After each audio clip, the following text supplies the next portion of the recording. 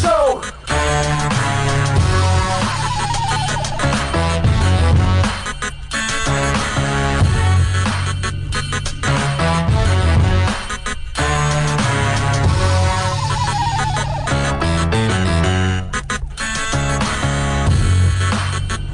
This is the Big O Show.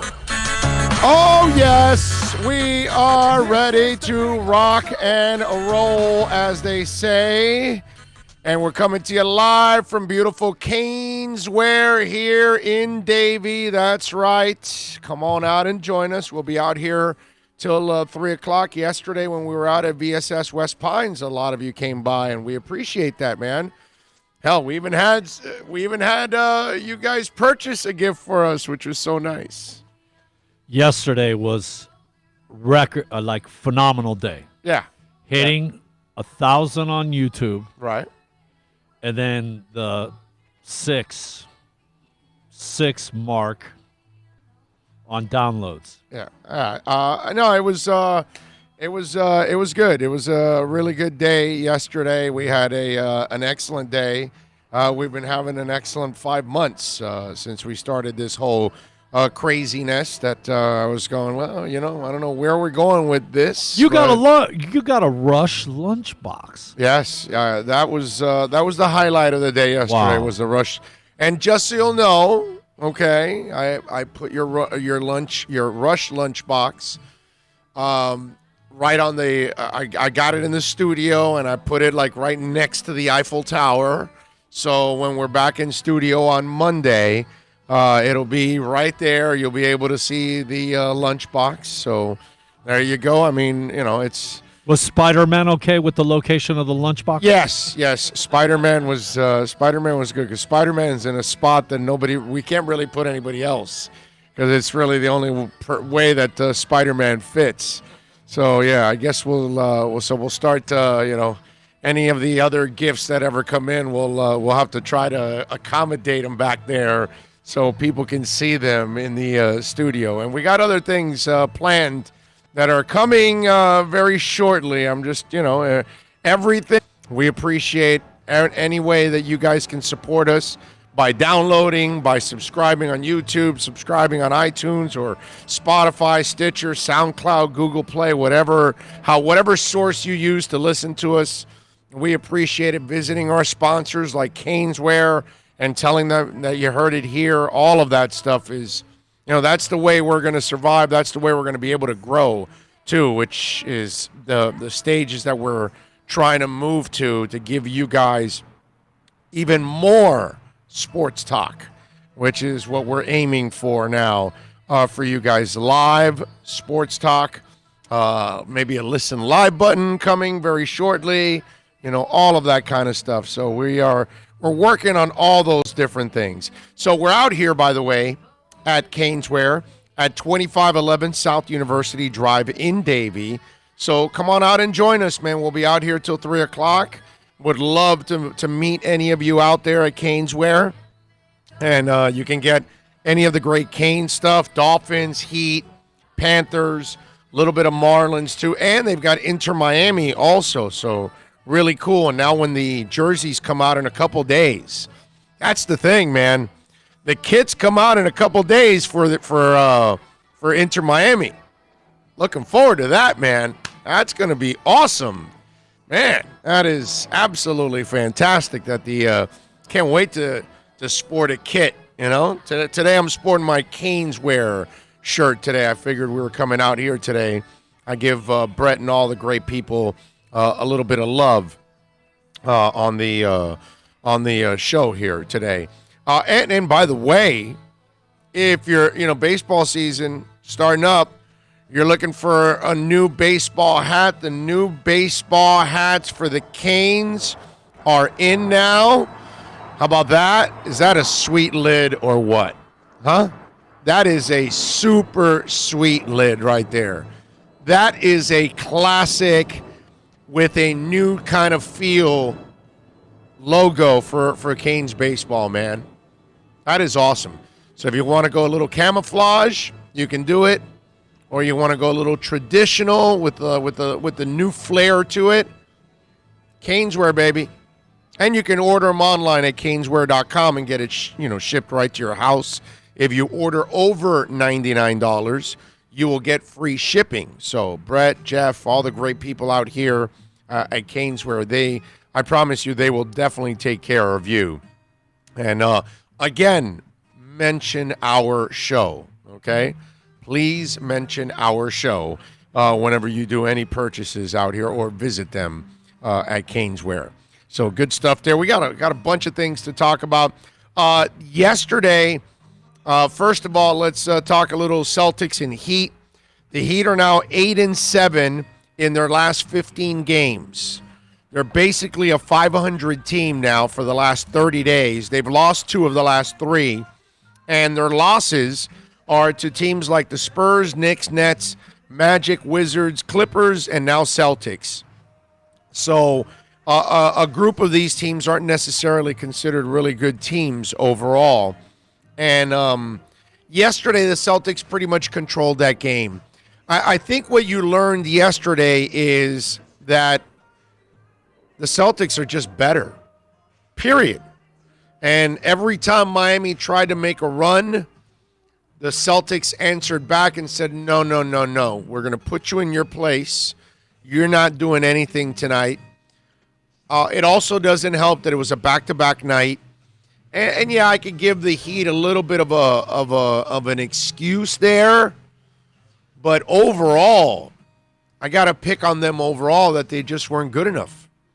And I think when we look at yesterday's game, I can't necessarily pick on the Heat. Is reality now starting to catch up to Miami?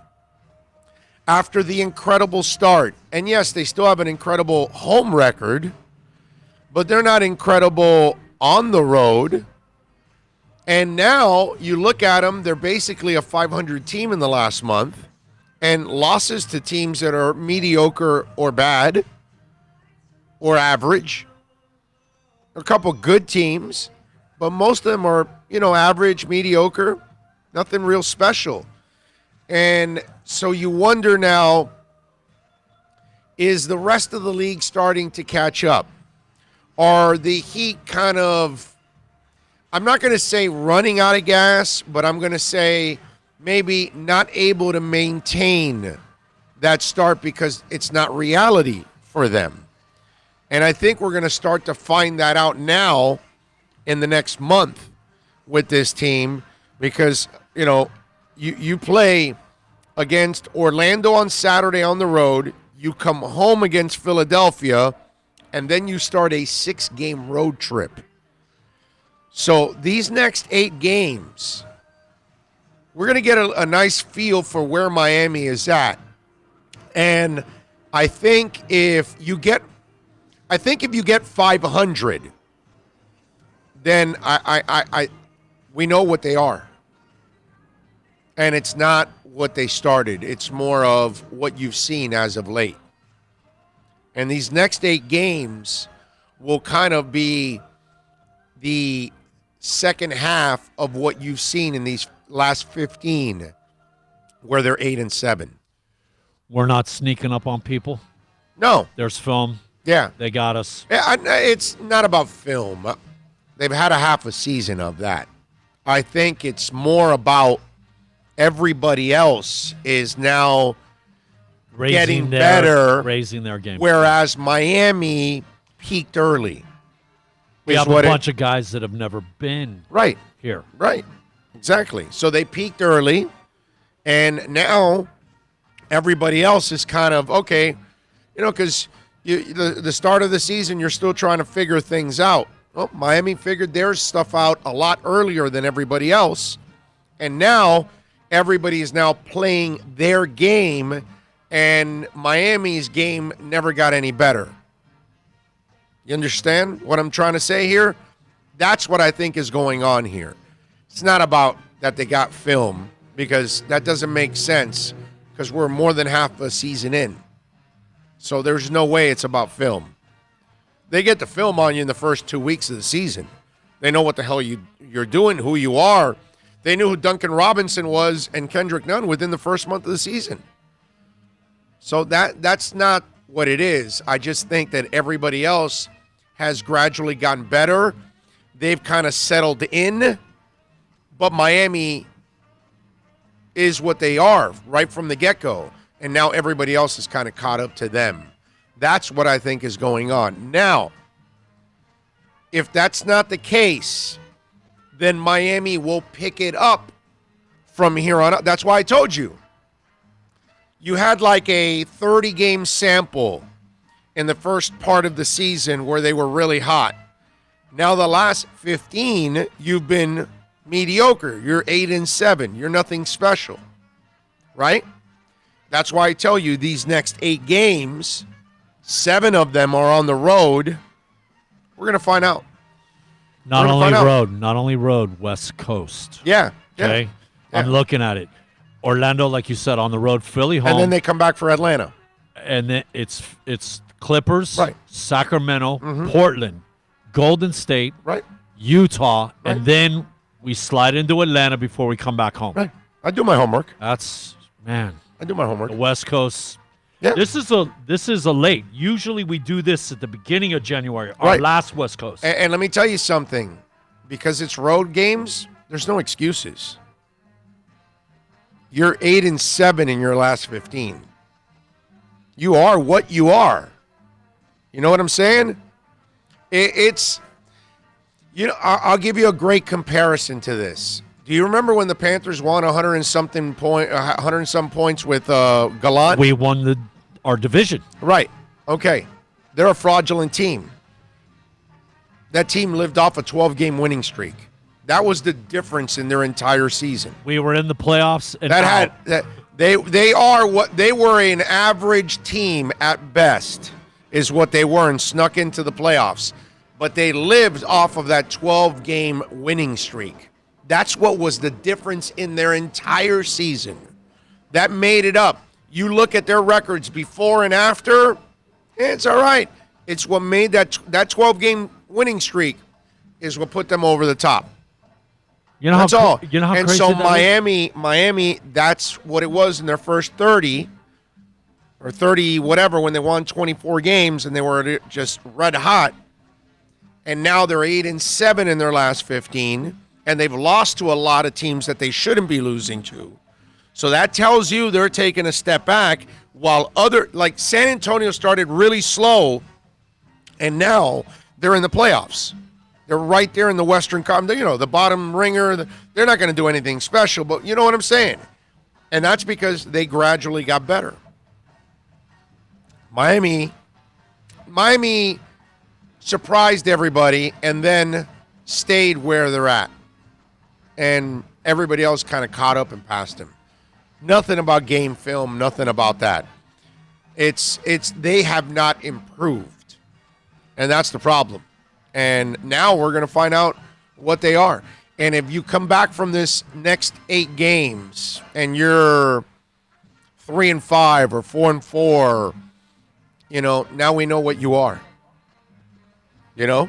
And unfortunately, that means, I hate to say it and put it this way, what I thought they were going to be at the beginning of the year is what they're going to end up being. You know, you're going to be right. Right. That's what I hate, by the way, that I may end up being right on this one. Because you're headed that way. You know, if the rest of your season's 500, then I know what you are already. So when we get to the playoffs, what am I supposed to expect? What you did in the first 2 months to come back? That's not going to happen. Same thing as the Panthers that year. They weren't that good. It's just they got on a real hot streak, and they got, you know, a ton of points in a 12-game stretch, and that made their entire season. That's all. Same thing here, I think, is what's developing right now for the Miami Heat. And remember this, as the season goes on, the wear and tear goes on Jimmy Butler. And you've started to watch him break down a little bit now. And as he has to carry more of the responsibility, because if young guys start to kind of run out of gas now in the second half of the season, and more of the burden is on the older players, Goran Dragic, Jimmy Butler. That's not good. That's not good. One's already broken down in Goran Dragic. I mean, that man can't stay healthy as a reserve. And now Jimmy Butler, you're going to add more wear and tear on him, more minutes in that second half here because he's got to carry more of the burden. Bam is young, but now you're also wearing him out to get to the playoffs. See what I'm saying? And a lot of this is, it's really all contingent on all of these young guys trying to take that next step of lasting an entire season. Look at Kendrick Nunn now. He's got bilateral Achilles injuries. That means both Achilles are injured right now. That's wear and tear. That's a problem. And if these kind of problems start rearing their ugly head, and listen, this is all part of the NBA life. And now we'll find out what this Heat team is. But yesterday, they were controlled, man. They were controlled. And now the question is, where do you go from here? You know? And do you go 500 from here? And at the end of the year, the record will look pretty good. Kind of like the Panthers. But you really aren't that good. So, we'll find out now. They played 47 games. Whatever's left now, it's up to them to kind of turn it up and try to recapture that magic that they had in the first two months of the season.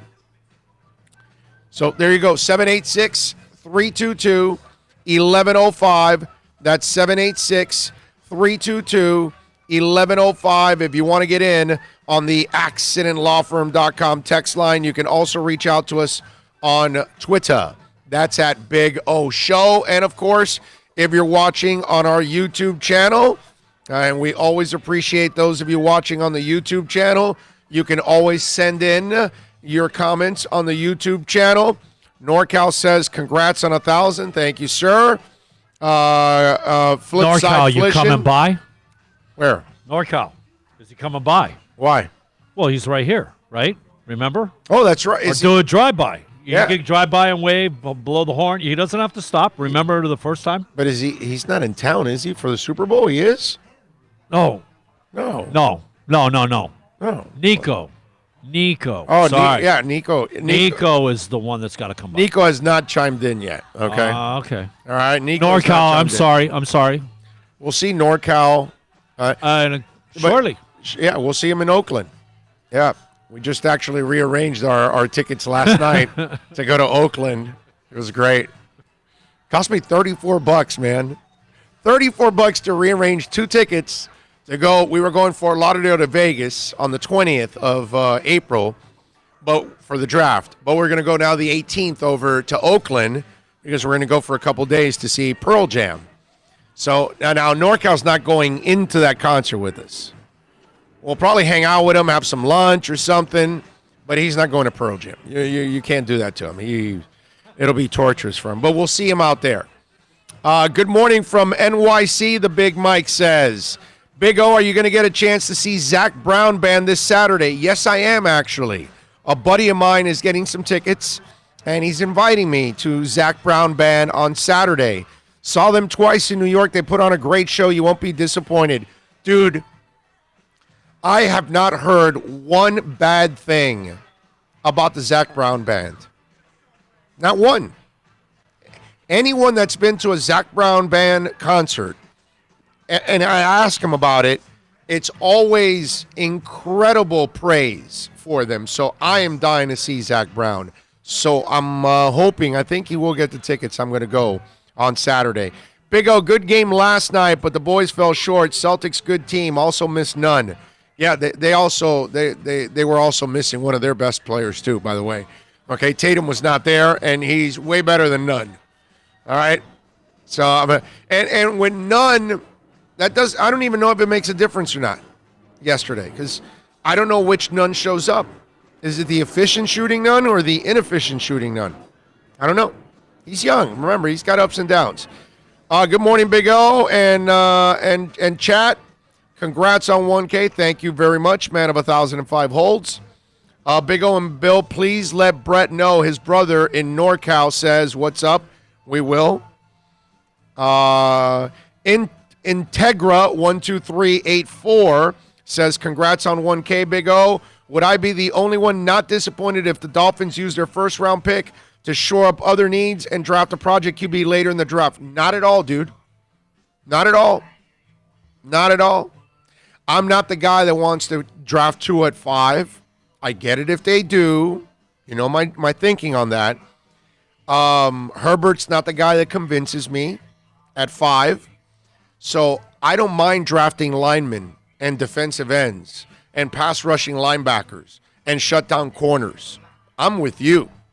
I like Anthony Gordon as a project quarterback. I like Jordan Love, late first, second round. I think he's really more of a second rounder, but he'll sneak into the back end of the first round only because we're so desperate in this league. But I like him to try to, he's got some holes in his game, but I like to work with that kid. I always forget the kid's name. Mark Davidson, right? Princeton. The Princeton kid, Davidson. That would be another kid that I would take late. Nate Stanley from Iowa. These are kind of the project guys that I would take somewhere between the second and fourth rounds of the draft. Well, actually, Davidson. Thank you. I need to right, Kevin Davidson. I'm all over it, man. Yeah, thank you, sir. It's just there are a couple project guys that I would take. I don't have a problem with that. I'm not the guy. I'm patient about this rebuild, and I know you just can't kill yourself on doing all of that. You know what I'm saying? So that's where I would be patient on all of this. I got no problem building everything else up. Listen, most of the quarterbacks in this league aren't picked in the top 5. So that's not the priority for me. And if I don't feel good about Tua as a number 5 overall because of the injuries, then, why am I going to take him? And in the end, I keep telling you, if I'm taking 2 at 5, I have to take another quarterback later. That's how I would do it. So if I'm willing to take the Anthony Gordon later and the Nate Stanley later, right, and the Davidson later, then I'm willing to just take those kind of guys and then take my studs early on, where I know I'm going to get a great offensive lineman.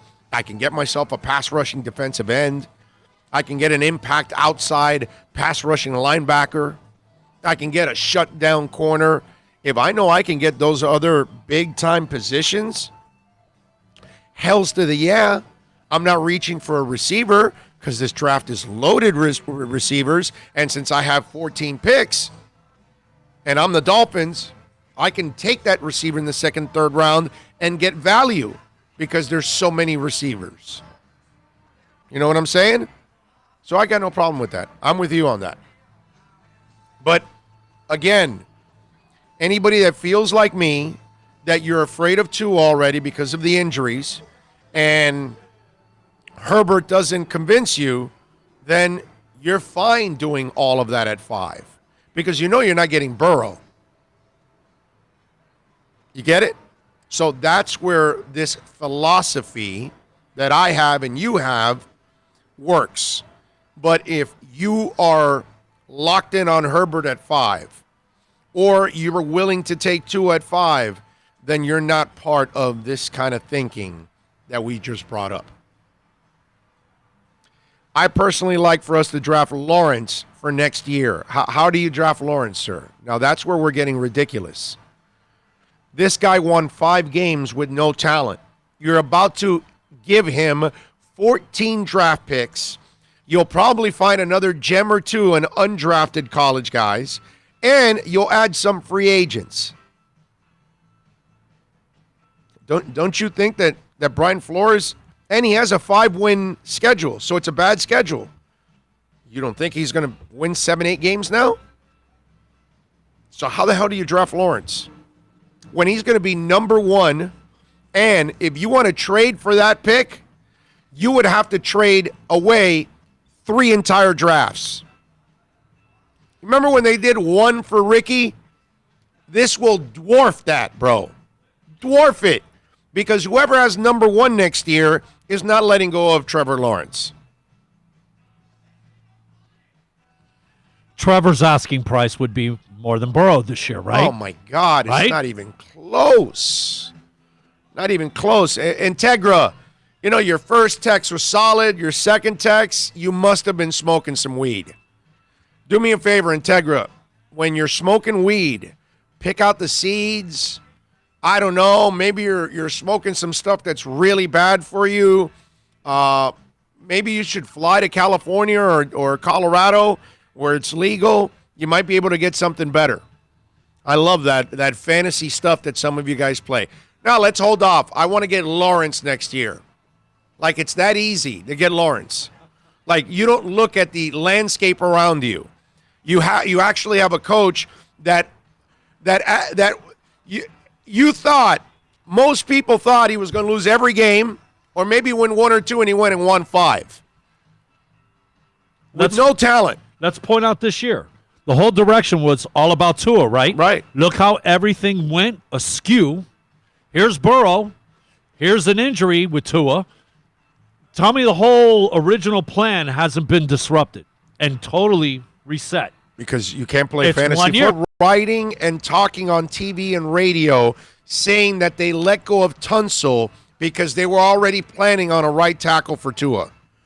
Do you know how ridiculous that is? Do you think people in the NFL can think like some of you out there? This isn't fantasy football. Oh, well, we'll get Lawrence next year. Yeah, how? How? You couldn't get number 1 overall this year. You're going to be better next year finally. Not better like in playoffs or anything, but you'll win 6, 7, 8 games now. No, we'll just go get Lawrence. And if you're thinking... Put down the joint. Oh, if you're thinking 7 or 8, you thought 0, we won 5. Yeah. So figure half improvement, you're thinking 7 or... Man, we may end up with 9 or 11, Yeah, some of you crazy bastards out there that thought that they would get into the playoffs in their second year, you might be right, actually. You actually might be right. Now, Integra... No, Integra, you are put down the joint, Integra. Put it down. You've done enough smoking, and it's not even 4:20 yet. It's only 11:29 right now, Integra, and you got some crazy ideas. John Santos says, Big O, I'm not worried about the draft. I have faith in Chris Greer. I believe our Dolphins are headed in the right direction. John from Stewart. Thank you, John. I agree with you. I really do. I think in the end, the Dolphins are going to end up proving to people that they have one of the better front offices in the NFL. I know Chris Greer. I know Reggie McKenzie. He did a great job in Oakland. He's the one that found Khalil Mack. He's the one that found Derek Carr. And then Marvin Allen. I know Marvin Allen from his days in Atlanta and Kansas City. And he's helped both organizations find talent. They got 3 personnel guys that know their stuff. Okay? And let me tell you something. What's going on with the Dolphins is more important than you might even believe. Okay? Because let me explain something to you about what's going on. Do you remember when Doug Williams won the Super Bowl? And those of you that are old enough, okay, what happened? We talked about it was the first black quarterback to win the Super Bowl, correct? Remember that, right? Lit it up in the first quarter. 4 touchdowns. That was amazing that Doug Williams got to win because that started to open up the doors.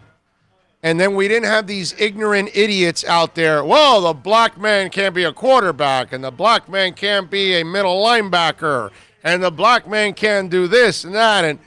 And so Doug Williams wins the Super Bowl, right? How many black GMs do we have in this league? Not a lot, man. Try one. Okay? And the Dolphins are the ones that are showing balls, vision, character, leadership. It's really easy to talk about the RISE program and all that stuff that Stephen Ross does. And guess what? He's walking the walk that he talks. And so now, his franchise, he has hired a black general manager who then hired a black head coach. And the black general manager brought on 2 exceptional personnel guys who are also black. And this is enormous because this does not exist in the NFL. Okay? And I ran into several different black guys that are either scouts, personnel directors, college directors of scouting, all that. And when the conversation of the Dolphins came up, they were like, I got to tell you, man, this is amazing what's going on in Miami. And I already knew what direction they were going in because I had already had that conversation on the phone with a couple of other guys. And trust me, every black man that is not players, because they don't even understand this. Very few players are even looking at that scenario. But every black coach, assistant coach, scout, personnel director, anything that you could find that is of color in this league has got binoculars on, has got a microscope looking at everything going on with the Dolphins. Because this is as trend-setting as it gets. Remember, the league is dominated by black men. Okay? The largest percentage of your players are black. Yet, it does not reflect in the hierarchies of the NFL. And that's got to change. They don't hire enough black head coaches. They don't hire enough black general managers and black college directors of scouting and black pro personnel directors of scouting, whatever. They don't hire enough of them. And the Dolphins have hired them in every capacity at the highest level except for the owner. That's the only thing left, and that's the other part of this league that there isn't enough of, minority owners. So if Miami has success, ladies and gentlemen, it's not just about you, the fans. It's not just about the logo for the Miami Dolphins. It's not just about Chris Grier. It's not just about Flores, McKenzie, Allen. It's about racial equality. It's about taking that next step, because if Miami succeeds, it will now open the eyes of some that have them closed and aren't necessarily the most fair people in the world. And then you would actually open the door for others to get the same opportunities. Now, more of these old white owners will say, yeah, I'm willing to hire a black general manager. I'm willing to hire a black head coach. I'm willing to hire black personnel directors in college and pros.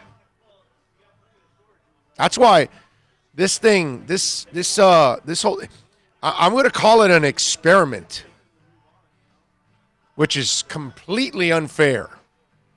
But in the NFL, it's probably what it is, because nobody does this. If it was happening on a continual basis, then I would tell you no big deal. This is a huge deal, ladies and gentlemen. It's an enormous deal. And there's a lot of people riding on it. There's an entire race that is trying to get to that part of equality. And this is it, dude. This is the door being kicked open, and this is black NFL on the personnel side, not the players, crossing their fingers, and all those guys are rooting for the Dolphins. Every single one of them. Because they know if they fail, it sets them back. Because they're not where they're supposed to be. And they're not getting those opportunities. And please don't tell me that they're not qualified. Because that part just pisses me off. Because I've been doing this for a long time, and you think I'm only getting information from white people? Huh? No. No. A lot of times when you think I've been right about this guy or that guy in the draft and all that, had to do with a black scout or a black personnel director or whatever. Not just white. Because they're just as smart and they need the same kind of opportunities and they don't get them. So, believe it or not, what the Dolphins are doing culturally is freaking enormous. And it's what's better for the game right now. So let's hope they succeed, not just for you and me, because selfishly we're Dolphin fans, and what that game that's going on Sunday, you want and I want our team to be in that game every year. But you know what I'm saying? So it's not just about us. There's a lot riding on the line right now with Chris Grier and company. Make no mistake about that, ladies and gentlemen. You know what? I have to say, like, us being Dolphin fans and just thinking about our team. But, yeah, the stakes, there's a lot. It isn't just about us. No. There's a lot on the line, man. A whole race is counting on this. Man. Nobody does this in the NFL. So far. Nobody. So far. Great. Amazingly. Yeah. Amazingly great. Right. That's what I'm hoping. I'm hoping they knock it out of the park and dominate selfishly, not just for us. It's a lot on the line. But for a lot of people that deserve this opportunity. So that's really what's going on. Jay says, good morning and Mazel Tov on 1K. Thank you, sir. I believe the Heat will go as far as health allows. No to Tua. Yes to Love at the end of the first round. See you tomorrow. All right. You got it. Looking forward to it. Let me ask you, because look, you've said Herbert, where he's gone. Our 18th pick, he's going to be gone, right? Oh, he's not going to be there at 18. No. So it basically comes down to, he's too talented. So no matter how immature he might be, or that he may not be ready to take these kind of responsibilities on, they're going to take him. Okay, so that fifth pick is our jump to get a quarterback if we're going to go there. Or something else. Right, but if we're going to venture to the quarterback, it's got to be 5, and it's either Tua or Herbert. Herbert's shortcomings, obviously, his immaturity, or Tua's injury proneness. Now, if you had to pick one at 5, which way do you go? Do you take Herbert with his immaturity, or do you go with Tua? Now, I go Tua and take another quarterback. Okay, that's what I would do. You don't? I'd stay with my plan. Really? If I'm taking Tua, I'm taking Tua over Herbert. But then I'm taking another quarterback. I'm not just taking Tua. You have. Yeah, I would take another quarterback. Okay, have to. Big time. Lisa Mauro says, congrats, Big O, on 1K. Do you think why Tannehill had success because the Dolphins failed him? No, Lisa, I don't think so. I just think Ryan is not good enough. And he proved it in look, the only reason he succeeded is because he had a running back that was getting 200 yards per game, Lisa. He is not a legit franchise quarterback. He's a facilitator, like I've said for years, on his best day. And that's what worked out for him. Miami didn't fail him because Miami would have to build up a monster line, a 200-yard back, which, by the way, they gave him that with Ajayi. And then he got injured. Remember that, Lisa? Ajayi was getting 200 yards, too. He got 1,100 yards in like 9 or 11 games or whatever it was. So you're talking about a guy that was kicking ass just like Henry was, and Ryan fed off of that. And then he got injured towards the end, so Matt Moore finished it out. But Ryan would have made the playoffs that year with that team. Not that he would have made any impact, because in the end, Lisa, he got exposed for what he is. He's just a game manager. And when there's chaos and things break down and your quarterback has to elevate people, Ryan never elevated anybody in Tennessee.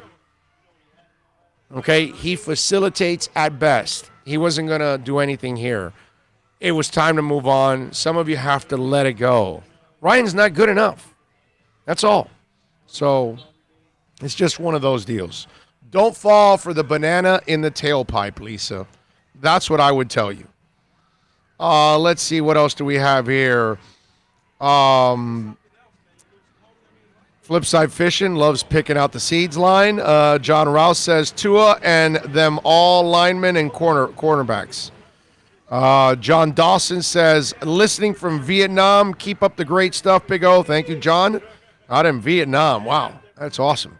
It's hard to go undefeated. It's even harder to end with 0 wins. No way the Finns end up with the first overall pick. Yeah, that's just a lot of smoke. I smoke a lot of weed, and no, Lawrence is a no-go. That's what Montel Sutton says. Montel, that was good, man. Thank you for the laugh. I appreciate that. 72 Finns logo says, Big O, you are absolutely correct. The front office has a lot of talent.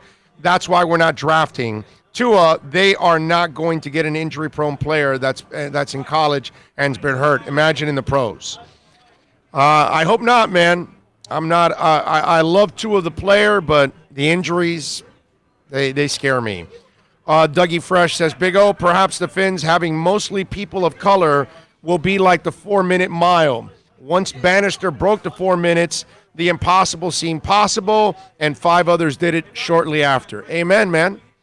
That's why what the Dolphins are doing could be historic in the NFL. Okay? Can't wait for the draft. That's what FSU Nelly Nell says. I'm with you, man. And we're going to be in Vegas for the draft. I got to tell you, that Vegas trip just gets better and better, huh? We get to see Pearl Jam 2 days, and I get to see April Wine. I know you're not that big on it, but April Wine's going to be that week in Vegas, and I am a monster April Wine fan. Love April Wine. The thing about it is, you go back like 3-4 weeks ago.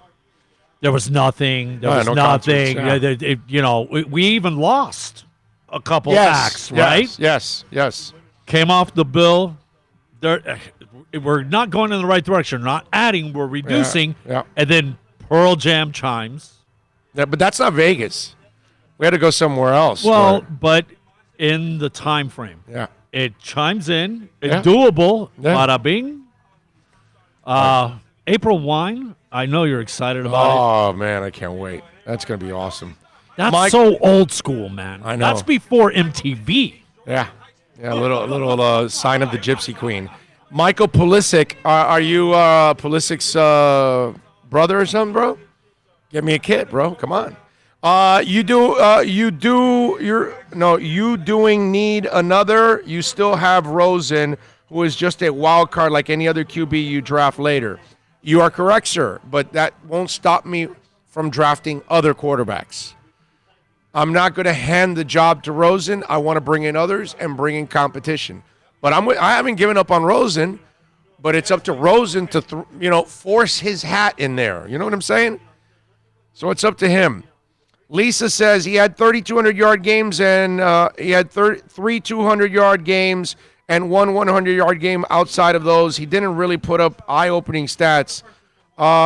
Lisa, he did put up eye-opening stats. He was running, I know I exaggerate 200 per game, but it was in the hundreds every game. He was dominant in every game that Ryan started. From when Ryan started on, he blew up. In fact, he didn't actually dominate with Mariota. He dominated more with Ryan, actually. But again, you saw what happened in the playoff game when they needed a real quarterback. He couldn't come through. Tannehill isn't it for sure. That's what NFL DFS playback, and there's no doubt about that. And Lisa comes back and says, what do you think about Jalen Hurts? I'm not a Jalen Hurts guy, Lisa. I don't think he'll be a pocket passer. I think he's a gimmick guy, and I think they'll draft him in Seattle, Baltimore, Arizona, those kind of teams so he can back up their guy. But I don't believe him to be a starter. I may be wrong. We'll see. But I'm not a fan of the running quarterback, and I think he would be the running guy, not more like Russell, that runs when he has to run, not because he needs to run. Edward says, what up, Big O and Bill? Thank you, sir. Sneak Attack 305 says, Big O, congrats on the 1K. I can't wait to see what Chris Greer does with all those picks. We need to draft for our needs and not reach for any injury-prone QB. Do you think Gesicki can continue to develop? Yeah, I think so. Yeah, no doubt I think Gesicki can. Hey, listen, let's just not expect Gesicki to be a blocker, a road grader, or anything like that. But can Gesicki become a better pass catcher? Hells to the yeah. Of course. No doubt about it. Michael Pulisic says, I'm his cousin. Well then, bro, let's go. I need a Pulisic kit. Come on, man. We got a Pulisic family member watching the show, listening, supporting us, and we love you for it. If you're his cousin, get him on the show too. Let's go. Edward says, I love the Canes wear. I visited once and lost an expensive pair of sunglasses. Brett found them and shipped them back to me in New York. Great place. Brett is just class, man. Class. Let's see. All our sponsors? Yes, like all of our sponsors. Right? Yeah, well, I wouldn't be associated with a bad sponsor. There's no freaking way. Do you have Super Bowl tickets? How many have you attended? I've attended, I think, like 4 Super Bowls, I want to say. 1 when I was a child, and then 3 as a member of the media, right? But, yeah, I haven't gone to one in years now. I have no interest in going to them at all. None. I've told you guys this story many times. Over the last few years, I've had opportunities to go to the Super Bowl. I'm there for Super Bowl week and doing that, the Radio Row crazy stuff and everybody pushing their products all week and all that stuff. And I have I get the ticket, the pass and everything to go to Sunday. I fly out every Saturday back here. I just have no interest. The last time I actually went to the game, do you know why I went to the game the last time? Guess. Was it here? It was here. And guess. It wasn't the reigning Bears and Colts. No, I think it was the Vikings game. Right? No, the Vikings. No, it was right. The mistake was that they had the Vikings in the Super Bowl. When they weren't in the Super Bowl, the Herald. It was Denver and Atlanta, and the Dirty Bird. The Dirty Birds. And Dan Reeves playing his old. That's how long ago it was the last time I went to a Super Bowl. Okay, ooh. You know why I went to that Super Bowl? Kiss performed at halftime. Okay, that's why I went to that Super Bowl. Kiss. That totally makes. I understand.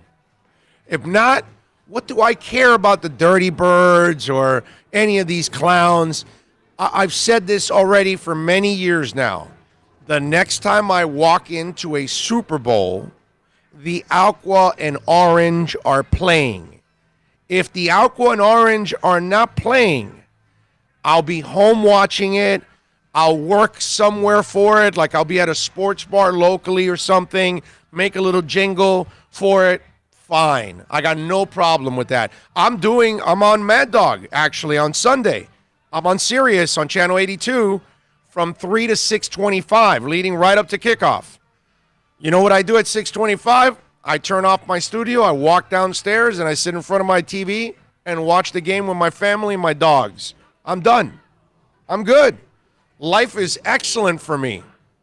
I don't want to go to the game. Now, if the Dolphins are there, that's when I'll be at the next Super Bowl. But outside of that, I can get tickets. I can get a media credential. I can do all that crap. I have no interest whatsoever. Unless you're going to pay me to cover it.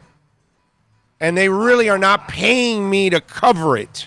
You know what I'm saying? Because I've worked either for local stations or now that I'm doing this on my own or Sirius, I'm not making any money from covering that game on Sunday. So why am I going to bother myself with all that stuff? No, man.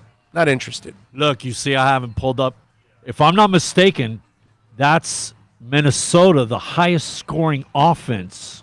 Gary Anderson missing the field goal. Yes. Right? Yes. And that's how Atlanta. Yes. I Correct? think that's how it was. Yes. And you see, I didn't use any of the assistants. But I do. It was like, man, we got Atlanta instead of Minnesota. Really? Yeah. Really? Yeah. Yep. Herbert just doesn't have great moments where he's put the team on his back and carries them. I don't trust him. So that's what SoFlo fan says. Let's see what else. Montel says, personally, I think we should draft 3 linemen with the top 5 picks we have. Go Fins. You're not going to get if they get some badass linemen, I got no problem with that because whoever plays quarterback is going to play better quarterback. You know what I'm saying? So I got no problem with that. Just, look, let's just have a great draft. All right? That's all. And if a quarterback falls in there, fantastic. But what I don't want are desperate moves and stupid moves. That's all. I want smart stuff. I want what I saw last year. There were a lot of moves. Even the Rosen draft, the trade, I loved it. I still love it to this day. Whether it works or it doesn't, I don't care. I would love for it to work, but at least you got your regular second-round pick and made it 2 second-rounders and got a player for nothing. Now you'll use that second-rounder this year. Big deal. You're fine. It's not the end of the world. And you tried on a quarterback. Now you'll try another one. That's all I ever wanted. I just want you to keep get a quarterback, eventually you're going to hit on one. But if you don't draft them, then you'll never hit on one. Right? If you're just going to start Ryan Tannehill for 7 years and not draft anybody to bring him into a competition, then how are you going to get any better? So if these guys draft another quarterback this year, I'm good. And then if next year they want to draft another one, fine. I'm fine with that. Hell, I'm the guy that's saying, if you take Tua, take another quarterback. I don't care if you have Rosen. You'll have Rosen and the second quarterback compete this year behind Fitzpatrick. You leave Tua on ice and let him heal up for 2021. Meanwhile, you have an investment into 3 quarterbacks, which now you might find a starter, get rid of the other 2. You might find a starter, or you might be able to trade one of the other 2 for more because you developed value. Keep drafting, keep trading, keep signing quarterbacks until you can't, until you have your guy and a backup. But you keep doing it, man, because you're going to swing and miss. You know, some of you out there that I love the dude that or the woman out there sitting there going, well, what a waste that Rosen move was. So what would you rather do? Not make any moves? Oh, I'm sorry. In your world is whatever quarterback you would have picked would have become a Hall of Famer. Right? That's how it works in your world? I mean, seriously. Are you going to ever get laid if you don't go out and meet somebody? No, I don't think so, right? You got to meet somebody, right? There's no way you end up in bed without actually meeting somebody, right? You can't get married unless you actually get to know somebody. Well, you got to make the moves.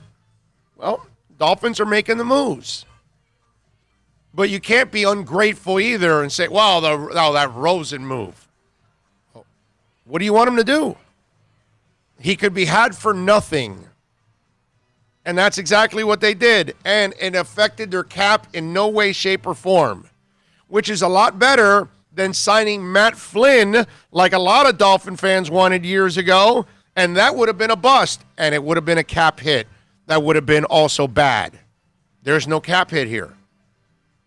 And the draft pick, big deal. It's a second-round pick. It's not the end of the world. It's an extra second that you created out of the air. And this year, if you draft somebody else and you miss, so be it. Move on, get another guy. But keep getting quarterbacks, because eventually you'll do it.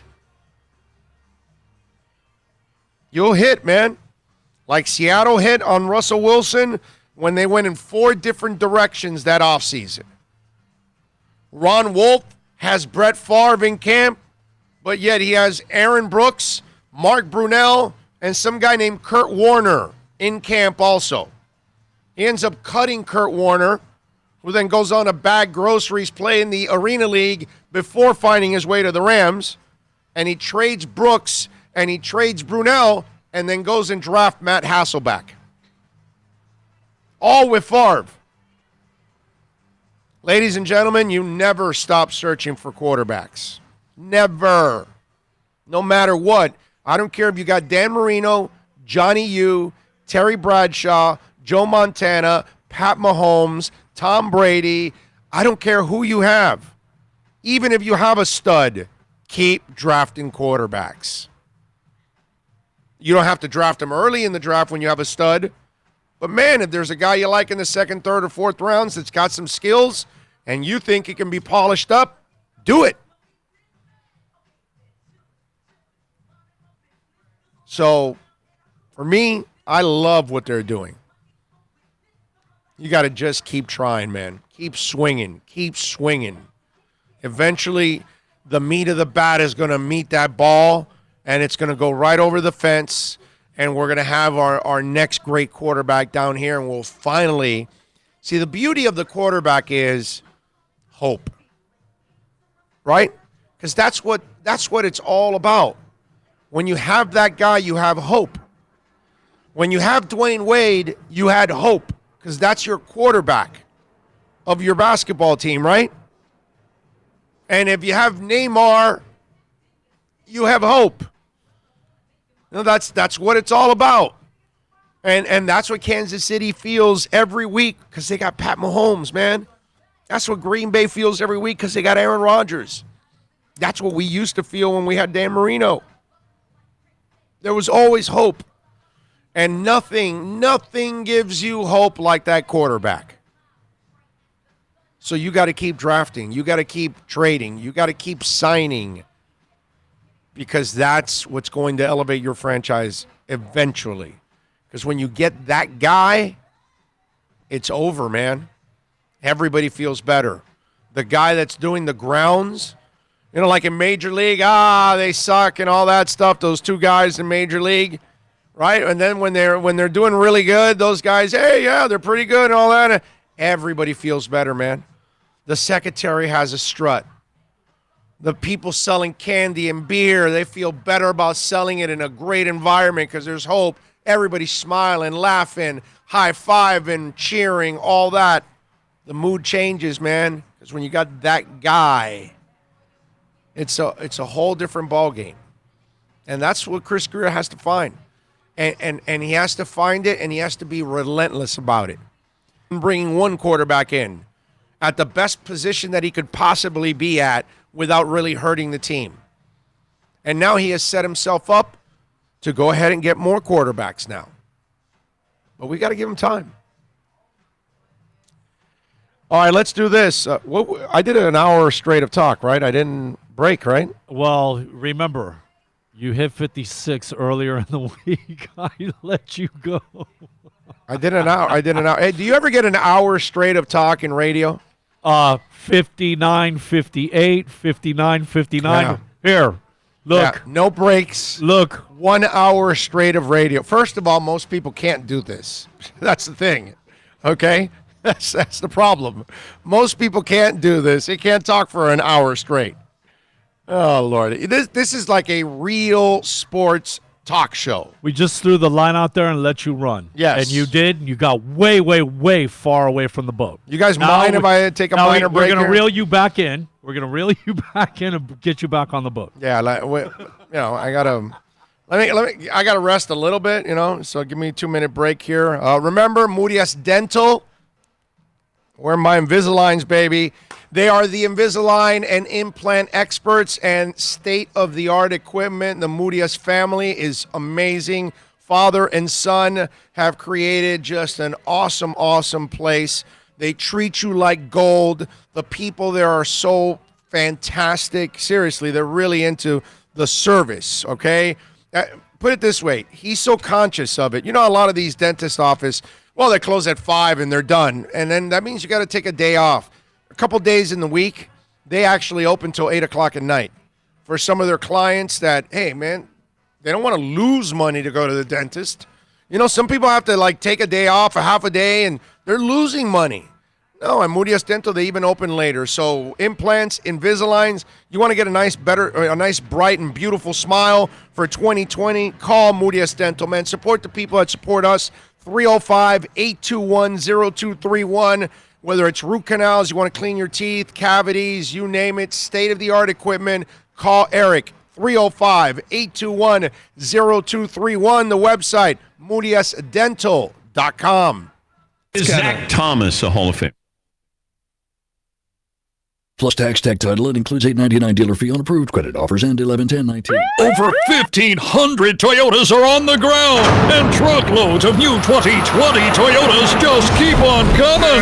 To eliminate all 2019 models, Toyota of Hollywood is holding the ultimate 2019 model year changeover event. Make us an offer, any offer, and you can buy a Toyota at up to 50% less than their original MSRP when new and used. 50% less. A pre-owned 2019 RAV4, not $30,000, $19,775. A pre-owned 2019 Camry LE, not $26,000, $17,775. A pre-owned 2019 Corolla LE, not $22,000, $12,775. Pay up to 50% less at Toyota of Hollywood, the #1 volume Toyota dealer, based on total retail sales of new Toyotas in the Southeast region for 2014 to 2018 per SET, on 441 between Hollywood Boulevard and Sheridan Street. Open till midnight.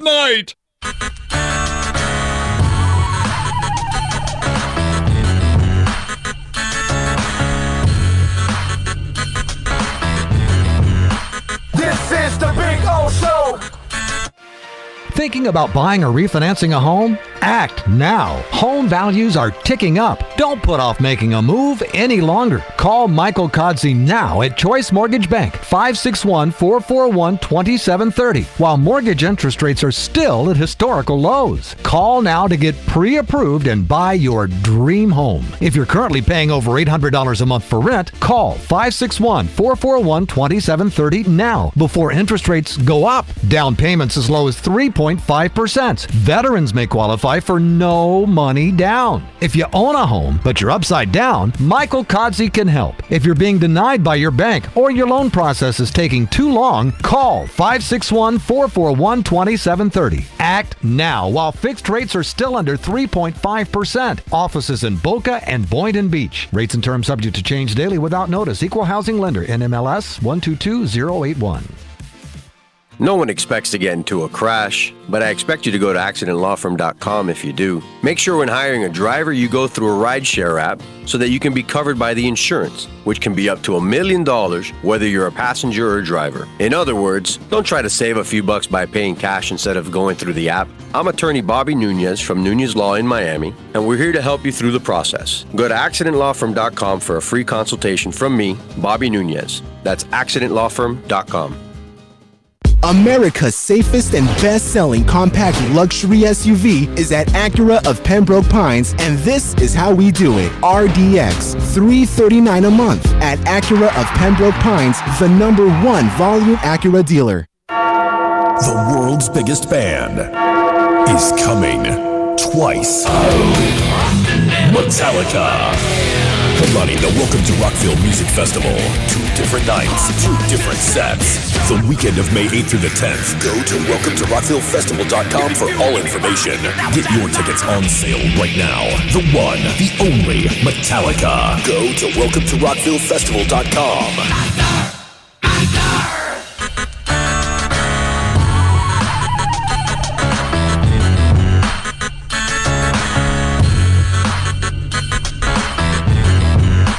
This is the Big O Show. This is the Big O Show. This is the Big O Show.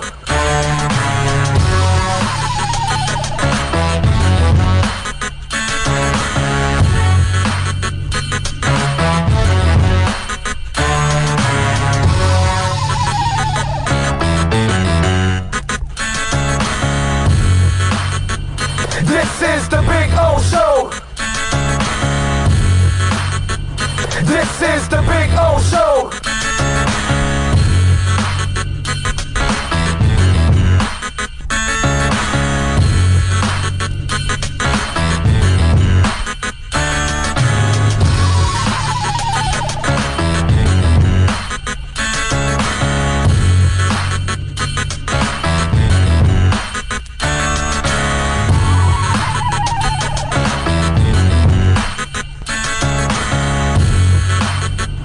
This is the Big O Show.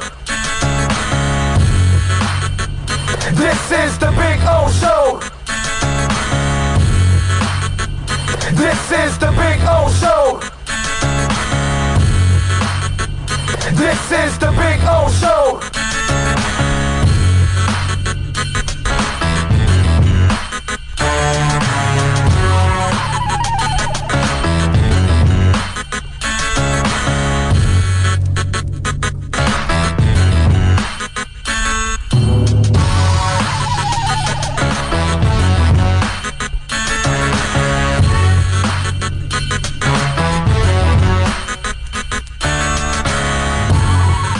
All right, we're ready for hour number 2 of the program. Check it out. I got my Inter Miami lanyard. How about that? You can buy them here at Caneswear. You want to buy they got several Inter Miami keychains, different kinds of keychains.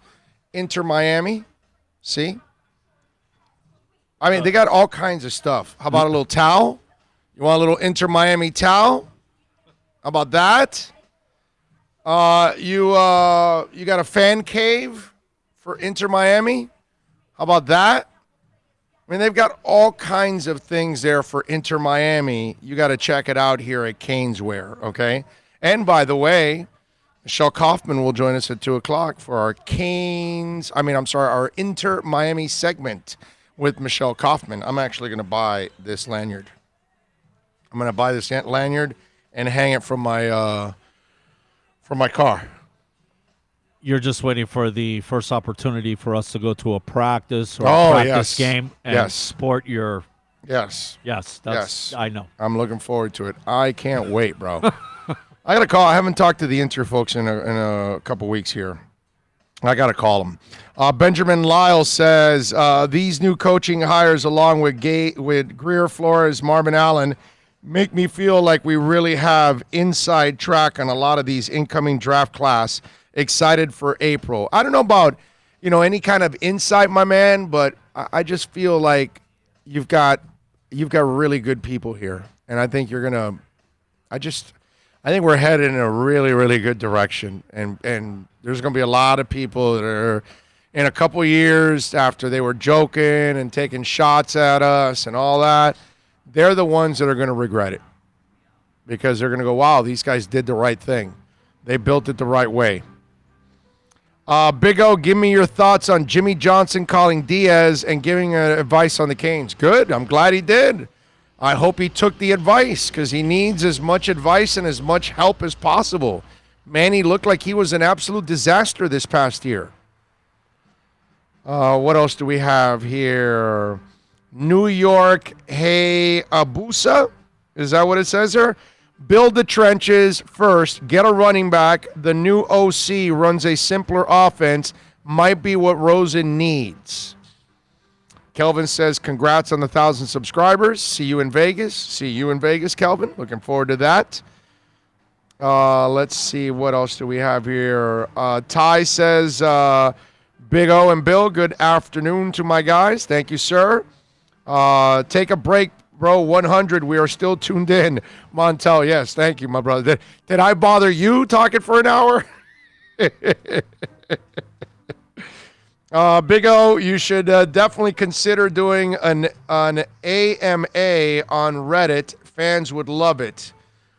Dude, I am so sorry. Pardon my ignorance, Dougie Fresh. What is an AMA? I know what Reddit is, but what is an AMA on Reddit? Because I know what Reddit is. I know the social media thing, but I'm not on it. I've never done Reddit before, so I don't even think I have a show account there on Reddit either. So I don't know about that, man. You gotta explain to me what that is. I have no idea. But I appreciate it. Thank you for always looking out. And don't forget to give us a thumbs up on the broadcast while you guys are watching our broadcast. Give us that thumbs up here that you like what you are watching, and spread the word, of course. Spread the word, baby. Spread the word. Tell them about the show. Tell them to follow us on iTunes and SoundCloud and Spotify and Stitcher and Big O Radio Show for all of that on audio, and then on video here on YouTube. And we got some exciting stuff coming up, man. Very soon we're going to take another step forward, and I'm looking forward to here. But, everything takes time, but we are wrapping up an incredibly successful 5th month here on our program, and looking forward to what's coming up. No doubt about that. Anyway, let's see, what else do we have here? We talked a little bit about the Celtics and the Heat. The Panthers are off till Saturday. We're going to have George Richards on at 2:30 to talk a little Panthers. Saturday, they'll be in Montreal at 2 o'clock. And then Monday, they're in Toronto. Tuesday, they're in Columbus. So they've got this little road trip coming up now. They've been off for a while now. Okay, this is a nice rest for them coming off the All-Star game, because the rest of the league is in action. Most of the league is in action, and they are getting some extra days off, which is pretty cool for them. I don't know if you guys saw this, but the Saints want Taysom Hill to take over for Drew Brees in 2021. Anybody see that? I saw that story, and I like the Taysom Hill kid, and I know that he fills in doing different things out there, but I guess they see him a lot more in practice than I do, that they're convinced that he's a starting quarterback. But I thought that was kind of odd that Taysom Hill is the guy that they're going to want to take over for Drew Brees. And I'm thinking, if he's going to get a new contract, is that agent going to work that in there with incentives just in case that if he does become a quarterback, that his salary will increase depending on what he does or something like that? But here's the story. It says Drew Brees may not decide on 2020 plans for another few weeks, but the Saints already know what they would like to happen at the quarterback position, and their vision involves both Brees and another player currently on the team, according to Mike Florio, who reported Tuesday that the Saints want 41-year-old Brees to return for his 20th NFL season, except they also want 2020 to serve as a transition year per Florio, with Brees passing the torch to backup and utility player Taysom Hill, who would then fully take over under center in 2021. Even if Brees comes back, Florio said, Hill will be used much more extensively as part of the team's offense in 2020, especially in light of some private regrets that if Hill had been utilized just a little bit more in wild card loss to Minnesota, the Saints quite likely would have won that game. I don't know about that, but we'll see. I mean, doesn't he have to prove first that he can actually lead you and win with his arm and not off a gimmick? That's where I think sometimes some of these coaches and these teams, they end up getting a little too excited and a little bit ahead of themselves. You got to show me more from this guy. I know he's a phenomenal player. Okay, he's a hell of a football player because you can't do everything that guy does without being one hell of a football player. Super impressed with him, the player. I don't know yet about him, the quarterback.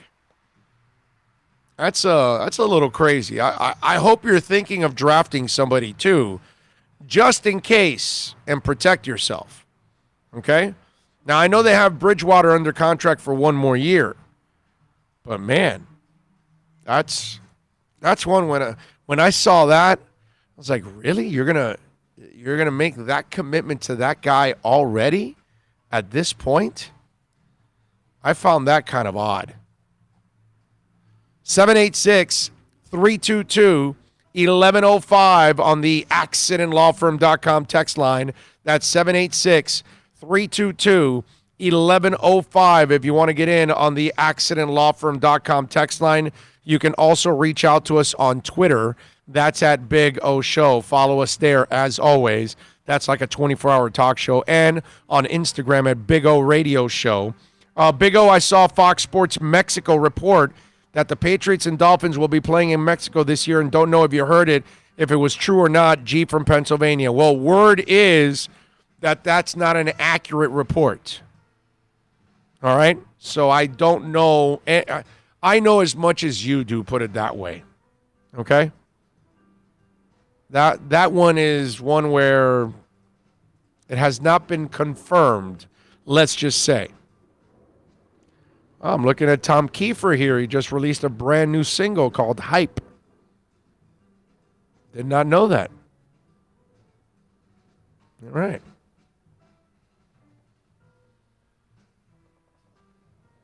There you go. Not bad. All right. I got to listen to it. Got to get a shot. I got to listen to see what Tom Kiefer is up to. And he still sounds good, by the way. Let me see what we got here. Sneak Attack says, Balaj was horrible last year. I agree with an earlier chatter. Draft a running back, perhaps mid to late draft, and have an open competition. Hopefully, we'll have a good running back to go with Parker and Gesicki. They'll get a running back. I'm not worried about that. They've got plenty of picks. Running backs are easy to find. They should be able to find a running back in the draft this year. Hey, Big O, this is Carlos on Long Island. I say stand pat at 5. Tua will be there. Don't believe the Chargers are paying a king's ransom to move up for him. I don't know. I don't know what it is, but I mean, we'll find out whether they do or they don't. I don't know. That one I can't predict what the Chargers are going to do. It's a bad organization, and it's got an owner that really just doesn't get it. So who knows what the heck is going to happen there.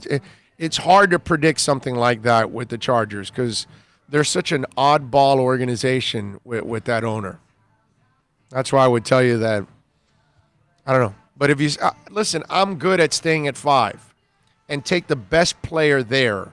You don't have to reach, and certainly you don't have to trade up and go crazy for a player. That doesn't make any sense to me.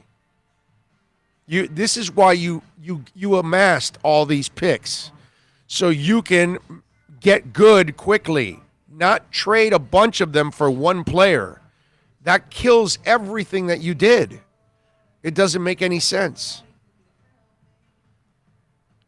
John says, Big O, I know you will be on Sirius on Sunday. Where will you be Saturday for your show? I work Monday through Friday. It's hard for me to see you in person. I live in Stewart. John, Saturday we won't be anywhere. I'll just do an in-studio podcast. It won't even be on camera or anything like that.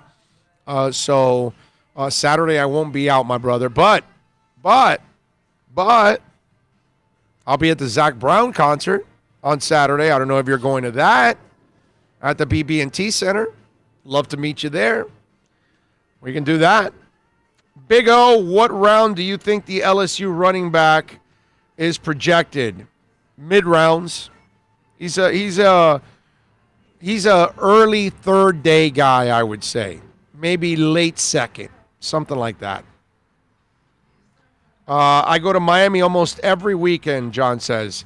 Well, if you do, you don't have to go to Miami. You can go to Sunrise. So over at the BB&T Center, I'm going to go over to see Zach Brown. So let's do that, my man. We can hook up there because I'm really not doing anything else outside of that day. I'll do a little bit of a short podcast like we do sometimes on Saturdays. Well, actually, we've been doing it every Saturday now. And that's about it. That's it. That's all we'll do. So Zach Brown Band is where you can catch me next. If you can't come out here to Caneswear while we're out here. Tomorrow, we're at Toyota of Hollywood from 11 to 3. Remember, and every Thursday we're at Toyota of Hollywood from 11 to 3. And then Friday, 9 to 11, we're at Craig's Inn Acura. And then 1 to 4, we're at Hialeah Park on Fridays. So you can catch us Fridays at those two spots and Thursdays at Toyota of Hollywood. We do it here at Caneswear once a month.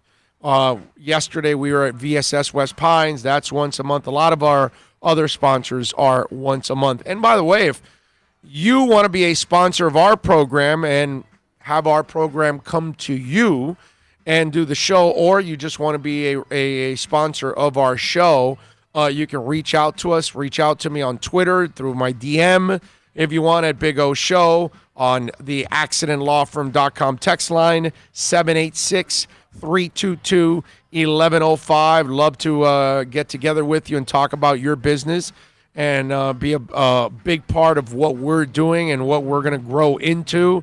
Because trust me, these are just baby steps.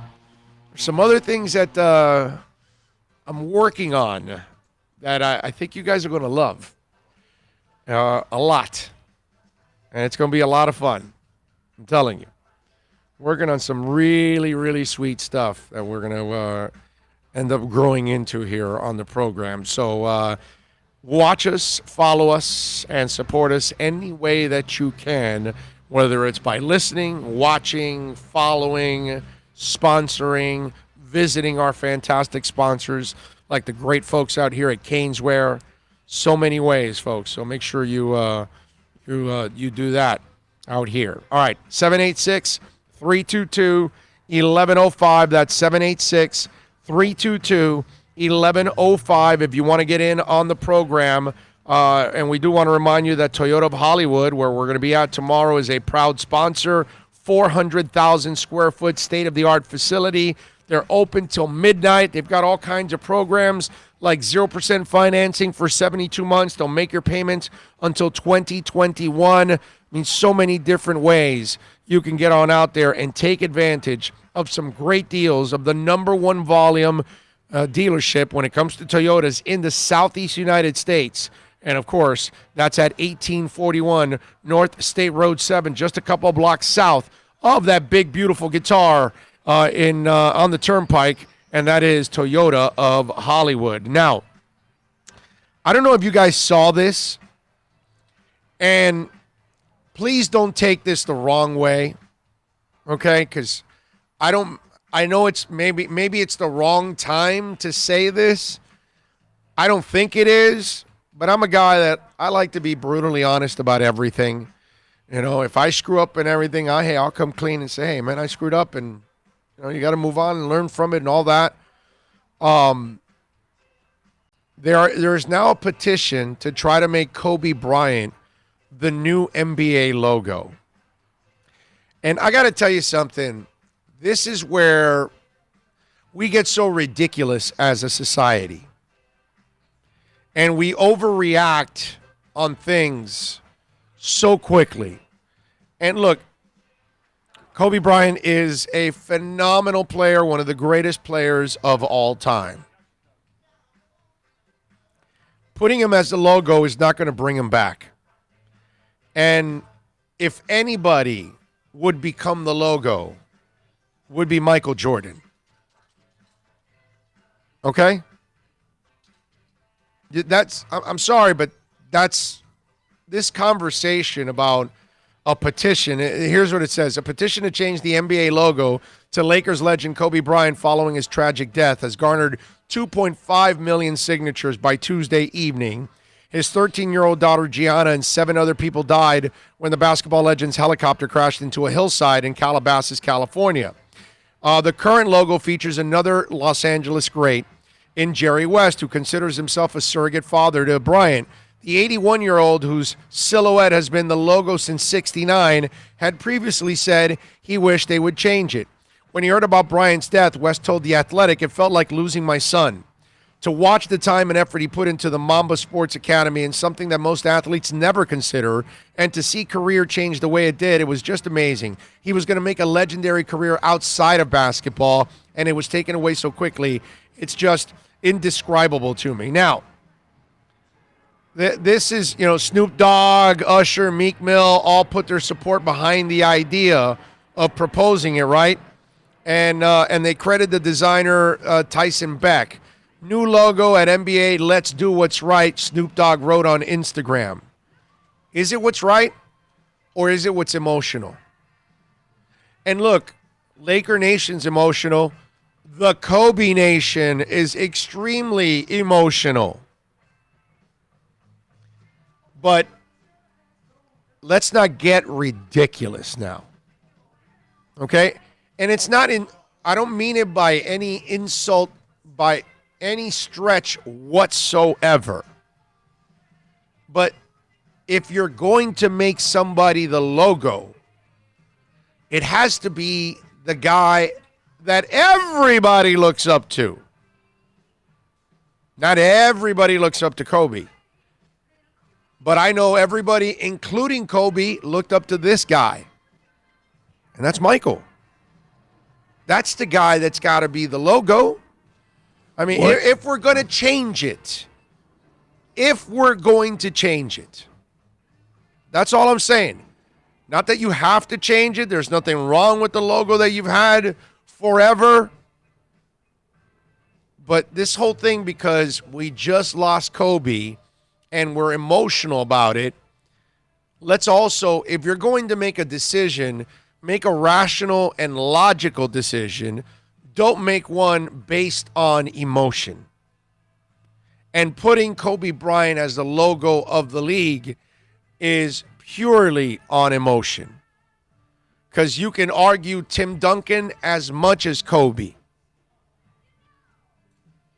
You know what I'm saying? There are certain guys that are right up there with Kobe. Nobody's up there with Michael. Michael's on his own, man. That's the guy that already is a logo.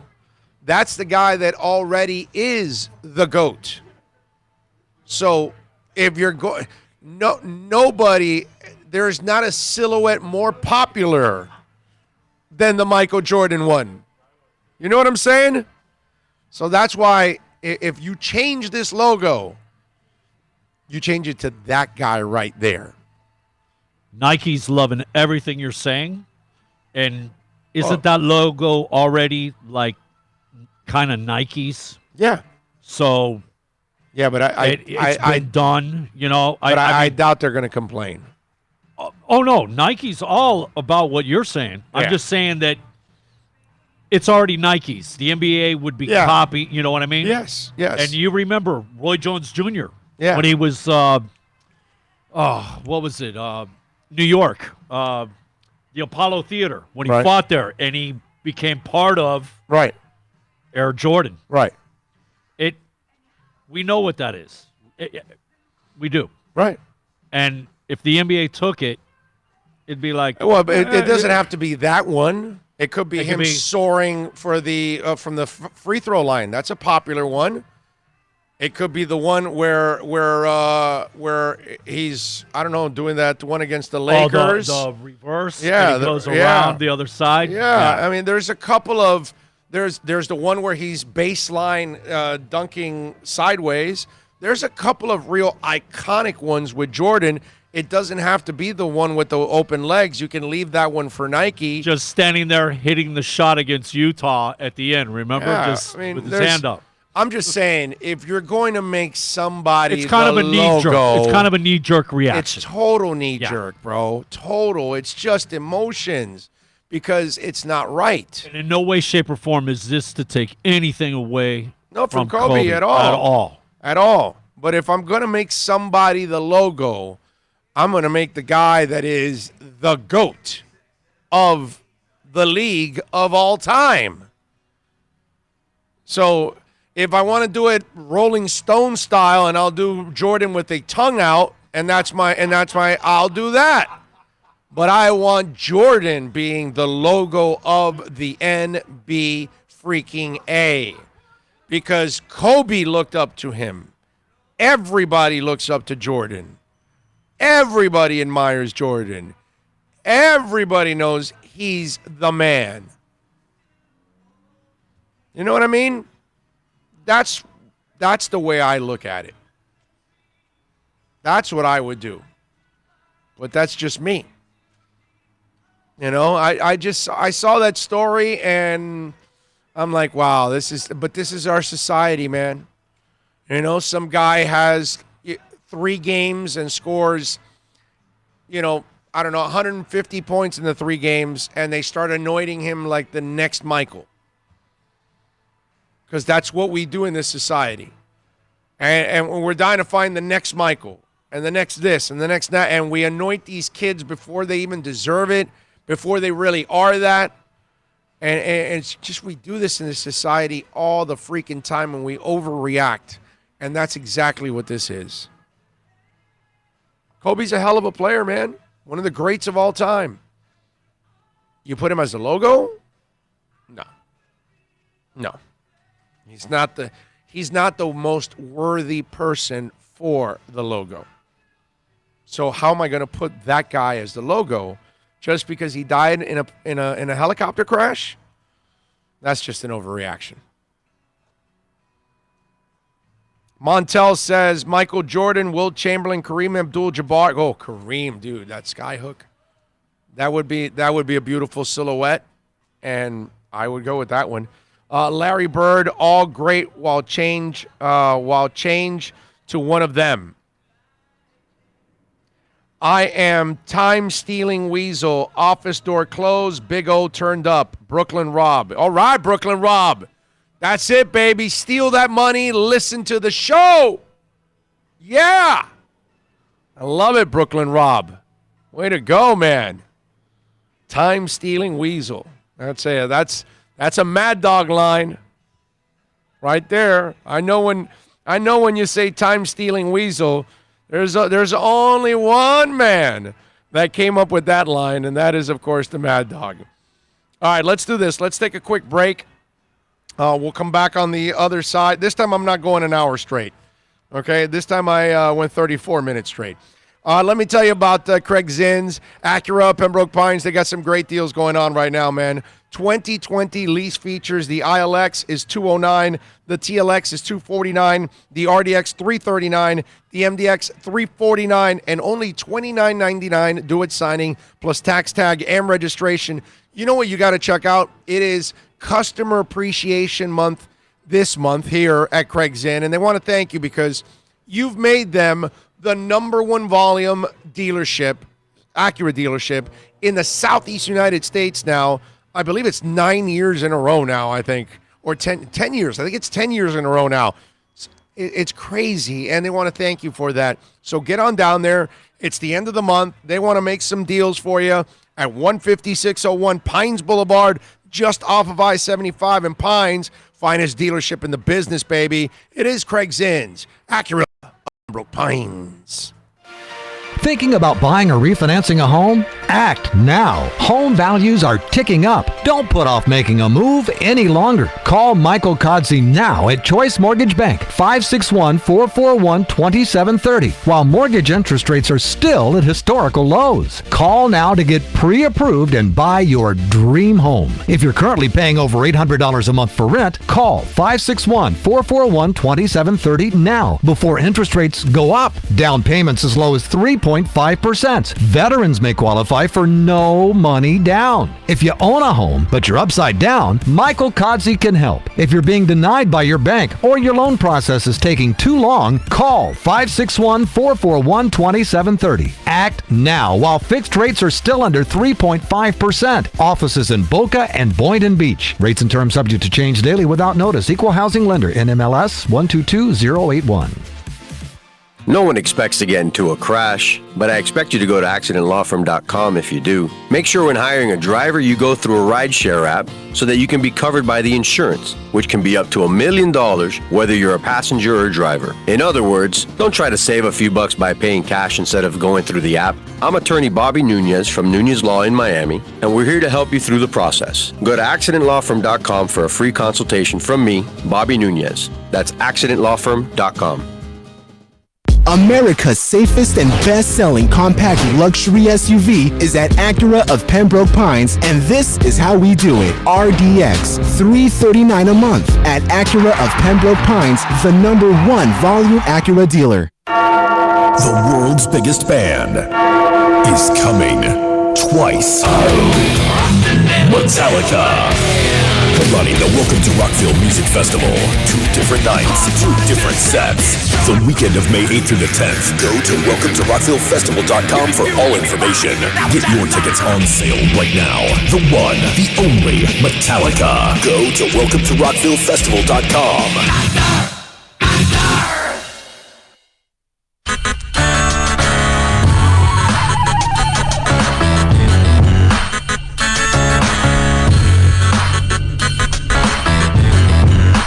This is the Big O Show.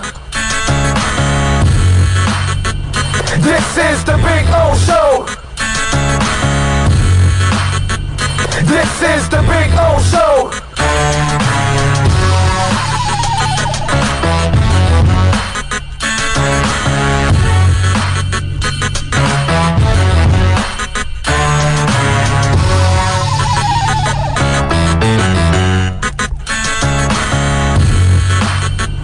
This is the Big O Show. This is the Big O Show.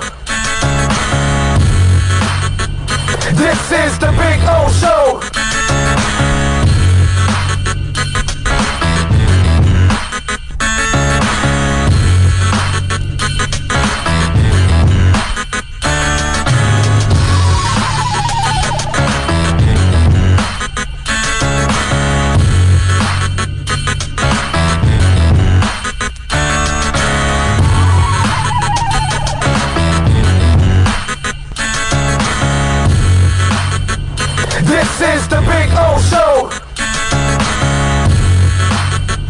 This is the Big O Show.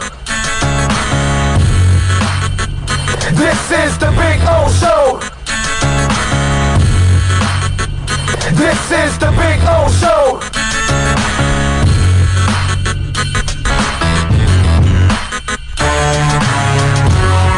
This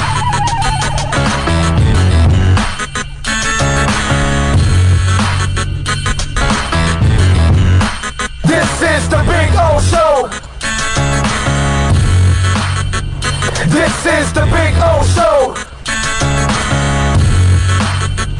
This is the Big O Show.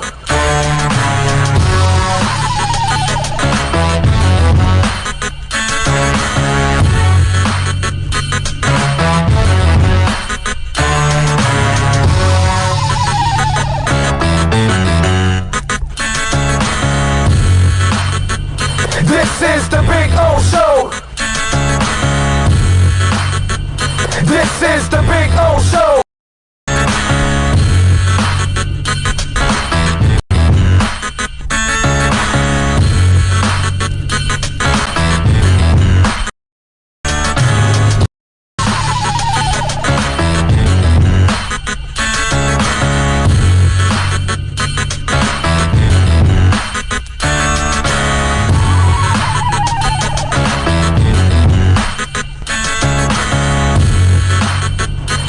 This is the Big O Show.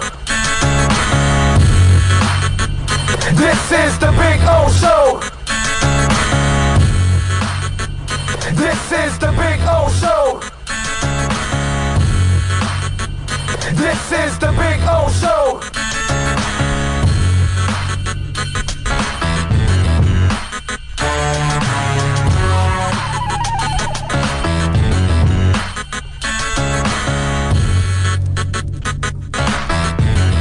We are back.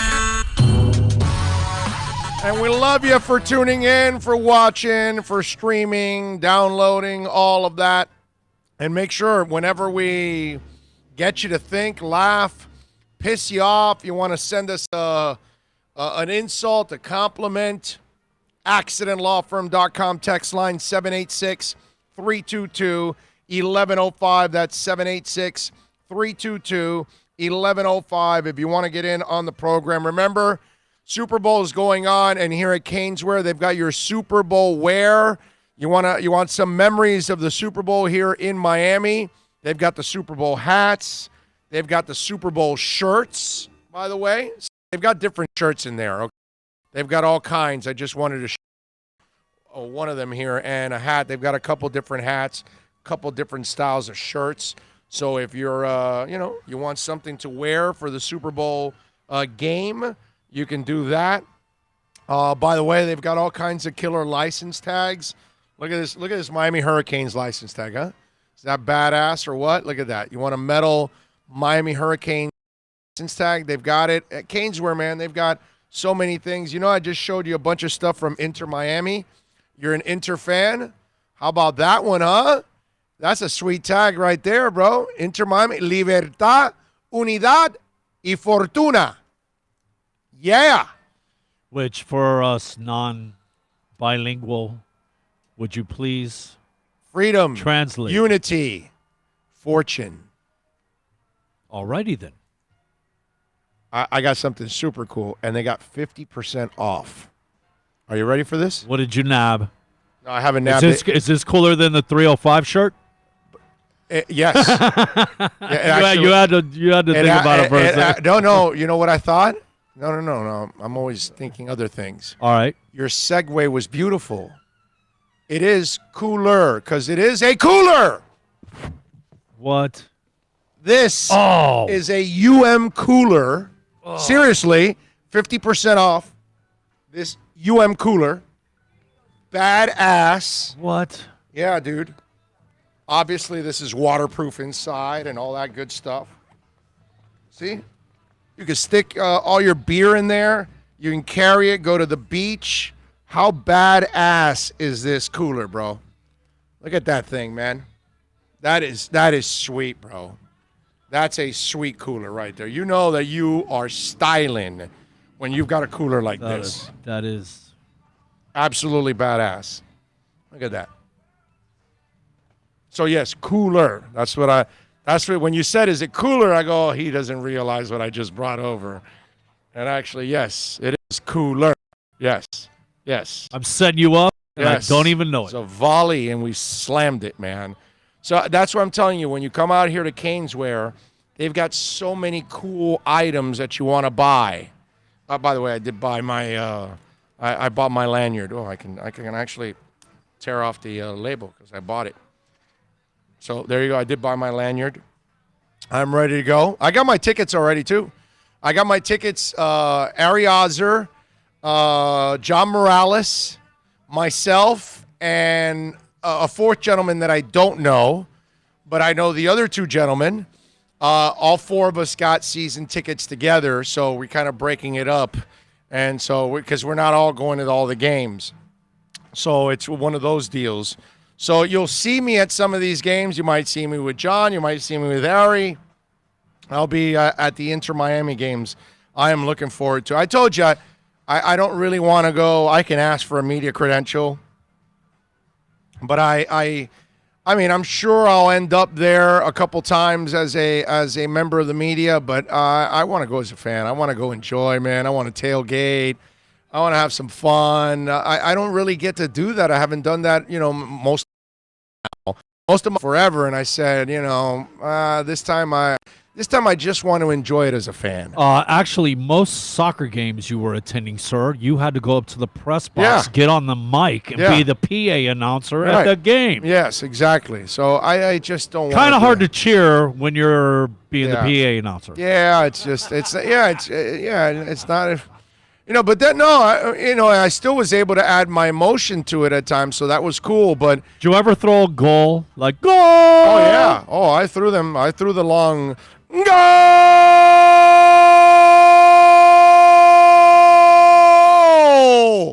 So there you go. So yeah, we did a little bit of that, just a little bit.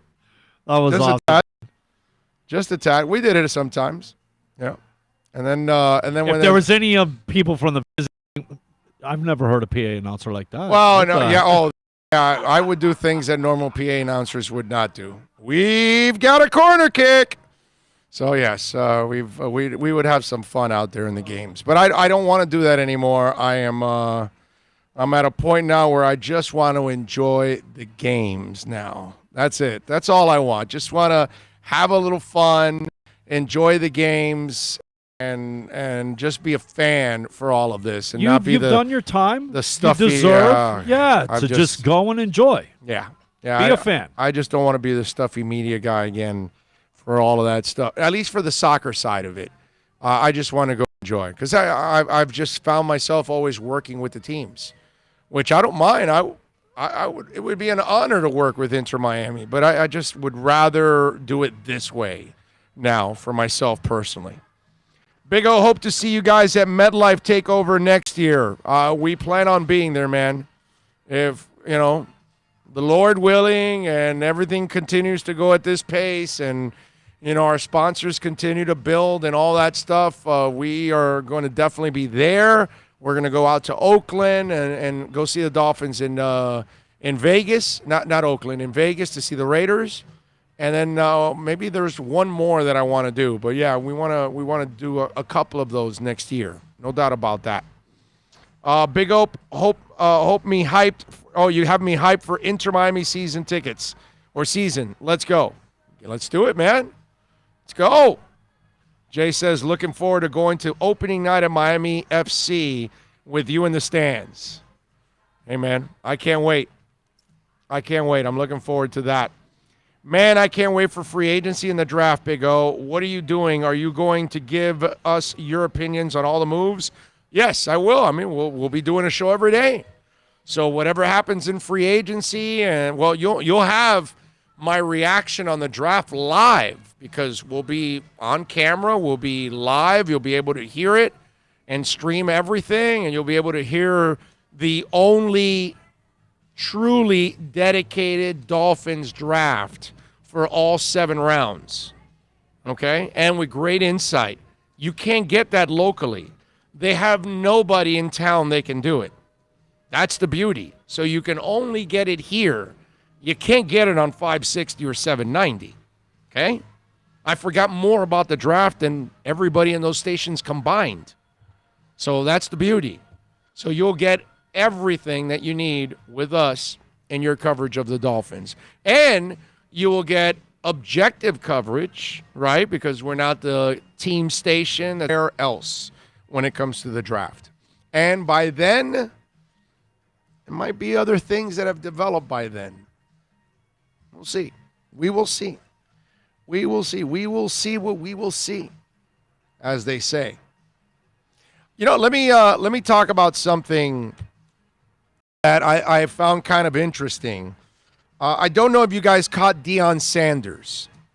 So Deion Sanders was talking about the NFL Hall of Fame. And he was on the Rich Eisen show talking about the NFL Hall of Fame.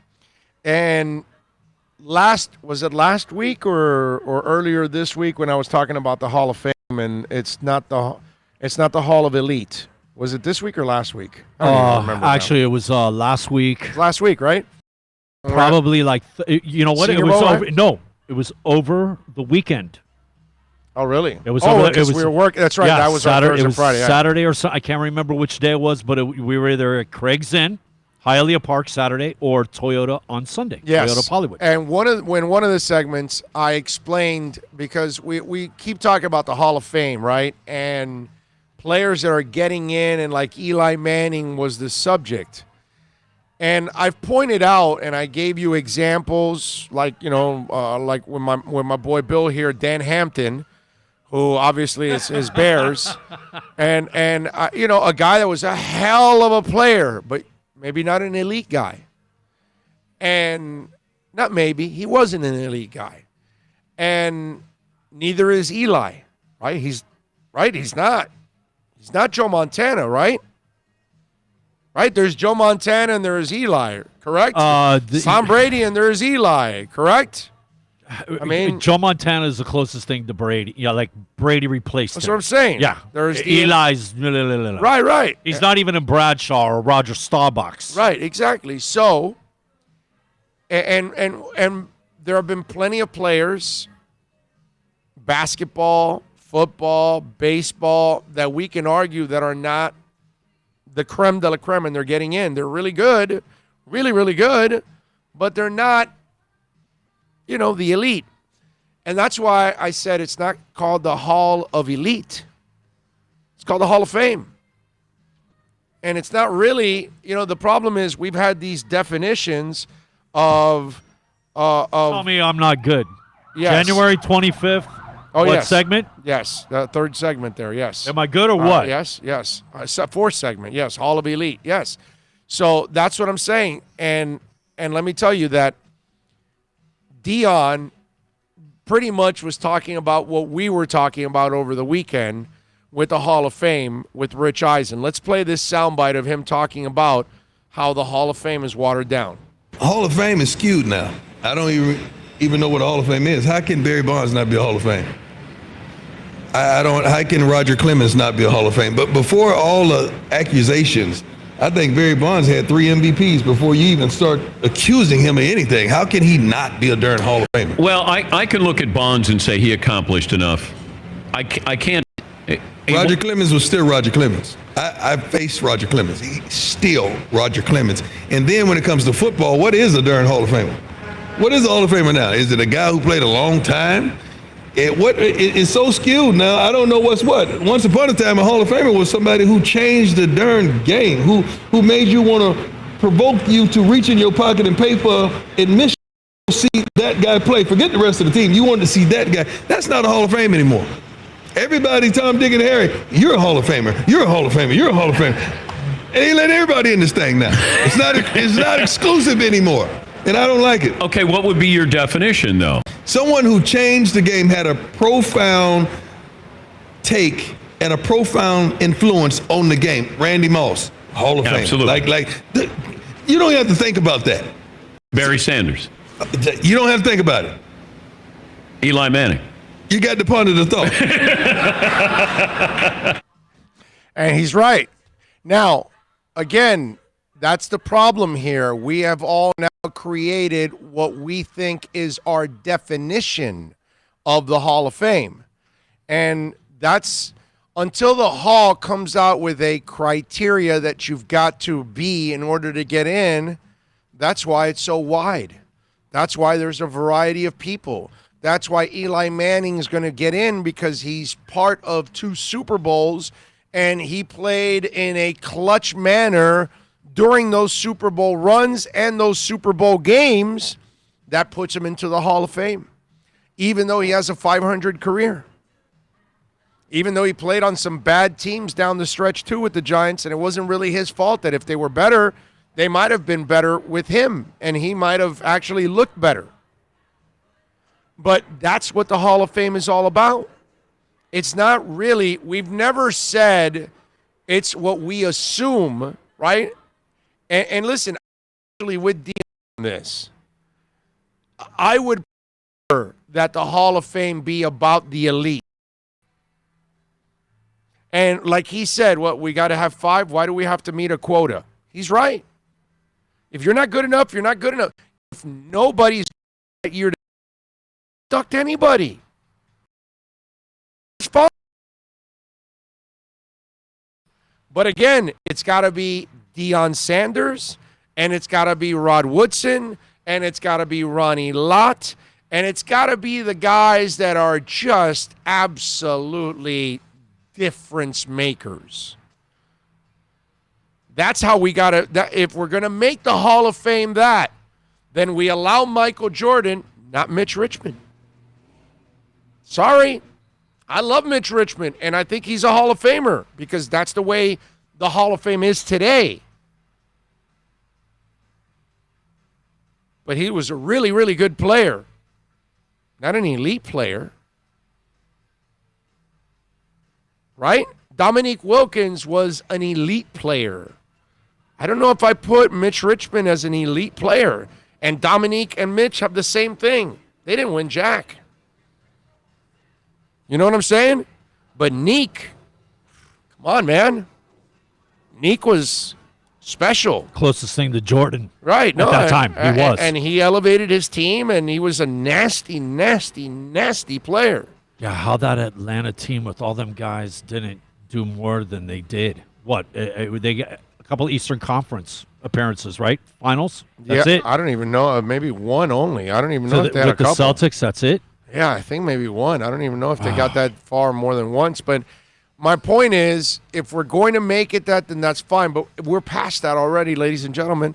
They're not going to start booting people out. It's just not going to happen. You know? They're not going to do that. We have a correction. All right, you're no longer good enough for the Hall. We're going to put you out. It's not going to happen. We jumped the shark. The ship has sailed. Whatever line you want to use, it's over, bro. And we're not making it the Hall of Elite. In a perfect world, I would make it the Hall of Elite. And it would be smaller and less people would be in it. It would be more precious to get in. But that's not what we are in this world. We anoint people, like I told you earlier, way before they've earned it. Hey, look at the Panthers. They paid all these young guys before they accomplished anything. And so far, they still have yet to accomplish anything. And they've all made a boatload of money. And look, Huberdeau's a hell of a player. Barkov is nasty. But as a team, haven't won squat. And yet everybody got paid on that team. All those young guys got paid. We have a tendency of rewarding people way too early because we're so desperate to anoint them the next great one. And I have to agree with Dion on this one. But unfortunately, what Dion wants, what I want, what some of you want, it'll never happen. We're way past it already. The Hall of Fame is not really the Hall of the Elite. It never has been, pretty much. Because they've been letting guys in that we could have an argument about. And that what Dion was saying, I told you guys this the other day. Ed Kaplan told me this 29 years ago. Okay? If you have to think about it, then he's not a Hall of Famer. He told me that nearly 30 years ago, starting radio at WINZ at Wins, at 940 Wins. Okay? Back in 92. He told me that. And it's stuck to me since that day. It's a really good line, man. It's a great line. And it's true. Yeah. If you have to have a discussion, then he does not belong in the Hall of the Elite. We can have a discussion to put you in the Hall of Fame, but the Hall of the Elite, no. Now, Deion Sanders, while addressing Hall of Fame issues, and, you know, they were asking about Eli, and he says, you get the point. He was asked about a certain Miami Dolphins player. Let's hear this one on the Rich Eisen Show. Is Zach Thomas a Hall of Famer? I got to ponder the thought. Okay. Because if I got to think about, okay, isn't there another guy that just as good, that paid more little dividends than that. That's not right. Yeah. I hate to be the Hall of Fame effector or whatever that is, but I was happy and enthused, but it's going all over the place now, man. By the way, that's Dan Patrick, not Rich Eisen. See, he doesn't think Zach. Now, that's where you can make the. Is Zach Ray Lewis? No, he's not. Zach's awesome, and he's a Hall of Famer in my book, in this Hall of Fame. But is he Dick Butkus? Is he Lawrence Taylor? You know what I'm talking about now? I'm talking about like the elite linebackers of all time. Is he Junior Seau? So that's that's where we got to walk the fine line. He's really close to that. He's really because man, he was a tackle. He led the league in tackles for 5-6. He was a tackling machine. I know that, and so is Jumpy Gathers. Okay, who's Atlanta Falcons? Okay, he had a whole bunch of tackles. How about the guy that played for the Bills and the Redskins? He played forever and had all kinds of tackles. Is he a Hall of Famer? No, he's a really, really good player. I'm trying to remember his name now. Kuechly. No, Kuechly's a Hall of Famer. Okay. Is Zach better than Kuechly? Be honest now. Is Zach the player Kuechly is? He's not able to do everything. No, he's not. He's not. I love Zach. Zach is not an elite player. He's the level right under that elite. So what do we do? Oh, we have the Hall of Fame. No, we already did it. We have the elite wing, and you were really good wing. Right. Well, no, it's just you're all in the same boat. What I'm saying is he gets in because of the criteria, the way you set it up now. It's been watered. Yeah, it's watered down a little bit because he's not those guys. Just like I just said, Eli Manning's a Hall of Famer, but he's not Joe Montana, bro. Okay. So if we're only going to put those kind of quarterbacks in there, then there are certain guys that aren't going to make it. Right. You're going to fall but just because below. of the way we've done things, those guys belong in there now. Well, because of it coming down, the ones that are a little bit lower come up, and you start to, because they're closer in in stature, and now you can have an argument. You know what? In 2001, when Ray Lewis dominated that Super Bowl, that's not something that Zach Thomas can do. Not like that, no. No, it's just those are the facts. Okay, here's one that took a long time to get in. We were all happy. Whoa, dude. Awesome, Edward. London Fletcher. London Fletcher played for 77 years. Yeah. He had every year, he had 189 tackles. Yeah, London Fletcher was a bad man. And not a Hall of Famer.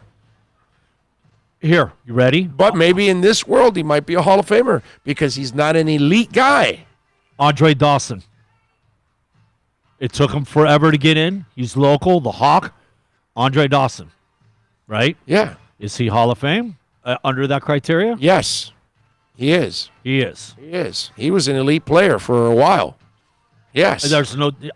But how long did it take him to get in? Right? It was like on his last something ballot, like that, yeah. Right? Yeah. Forever and a day. Yeah. Waiting. The old criteria for starting, this is one that's going to be interesting. Starting pitching. 300 wins. If you had 300 wins, you were in. Right. Nobody is probably going to even reach where CeCe got. Right. Okay. Not anymore with all this crap that they have of load management and all that stuff. Yeah, that's not going to happen anymore, and that's going to be a. So what's that benchmark going to go down to? 240, 250? I don't know. Does winning a game? You know what? In all honesty, ERA and WHIP are probably the most. Like, here, this is what you are as a pitcher. ERA and WHIP, right? Mm-hmm. Forget wins. You know what I said Jumpy Gathers. It's another guy. It's not Jumpy. I was going to say, because that sounds like a cartoon No, he's character. no. I pulled him up. I'm thinking of the linebacker. He's the end. Playing the same time. Somebody help me out there with the Falcons linebacker that I'm thinking of that had 4 billion tackles a year also. It's really, really good. Forgot his damn name. Let me see if any of you have actually come in with it. One guy says, Iverson a Hall of Famer? Yes, Iverson's a Hall of Famer. For sure he's a Hall of Famer. In today's world, and Vince Carter is also a Hall of Famer in today's world. There's no doubt about that. Tracy McGrady. Yeah, in today's world, they are Hall of Famers, man. Penny Hardaway. Yeah. Oh, in today's world, they are. Damn it, I just drove by there and forgot you guys were there today. Well, Nico, you screwed up. What the hell's wrong with you, Nico? Okay, you could turn around, Mattingly, just roll down the window, honk the horn, hey, and that'll be good enough. Edwards says Mattingly isn't in, and for 6 years he was a top 3 hitter. He's a Hall of Famer, Mattingly, in my book. Lifetime highest fielding percentage. Yeah, he's a Hall of Famer. I have no problem with Mattingly in the Hall of Fame. And again, where do we go? You know what I'm saying?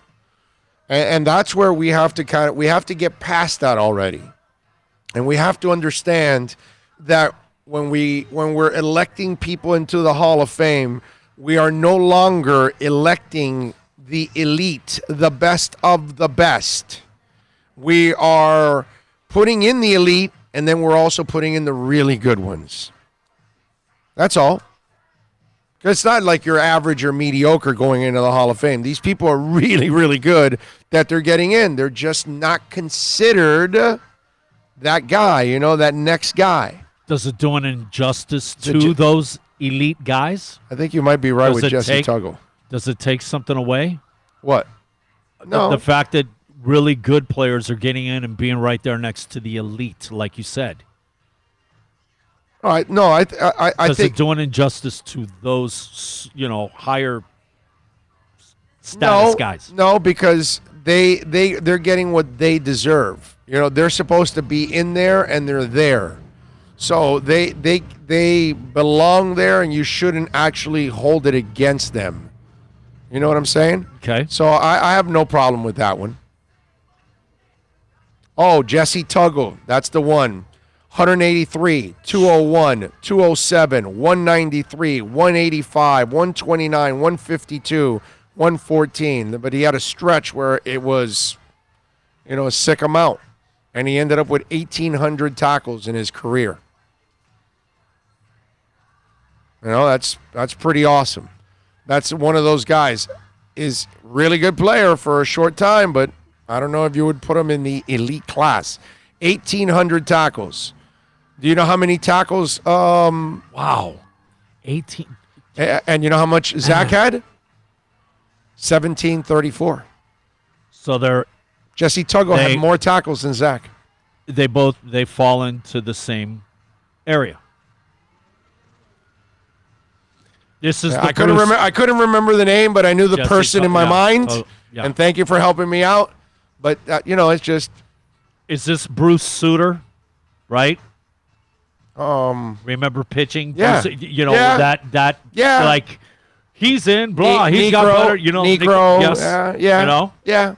Yeah, it's one of those that they're not elite. They're right. They're not Nolan Ryan. Right? Those guys aren't Nolan Ryan. Hitters and seven. And what, 44 years old? That's what I'm saying, but that's upstaging Ricky Henderson constantly. But those are Nolan is elite. There's no question. You know what? Straight up, if you have to think about it, if we have a discussion, it's over. You're not really elite, right? Because you're elite. You should stand on your own. There should be nobody that needs to defend you. Right. Dwight Howard has the stats to be in the Hall of Fame. He's not Kareem Abdul-Jabbar, bro. And he's not Wilt Chamberlain, and he's not any of those guys that we're talking about. Those kind of cats, the elite. But Dwight Howard's a Hall of Famer. Hands down, he's a Hall of Famer. Not a first ballot. He'll get in whatever, third, fifth, He's going to get in. He's got the stats, but he's not elite. And that's what we have to understand, that's where we're at now with this conversation. And that's where we're at with our Hall of Fames. That's all.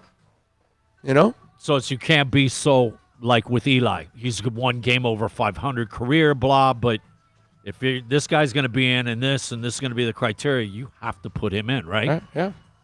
Right. Edward says, Niekro won 300 games. I think that should be instant access. Yeah, and it is. It is. There's no doubt. No doubt. But if I tell you Niekro and then I give you some of the elite guys, you're going to take those other guys. You know what I'm saying? Even though.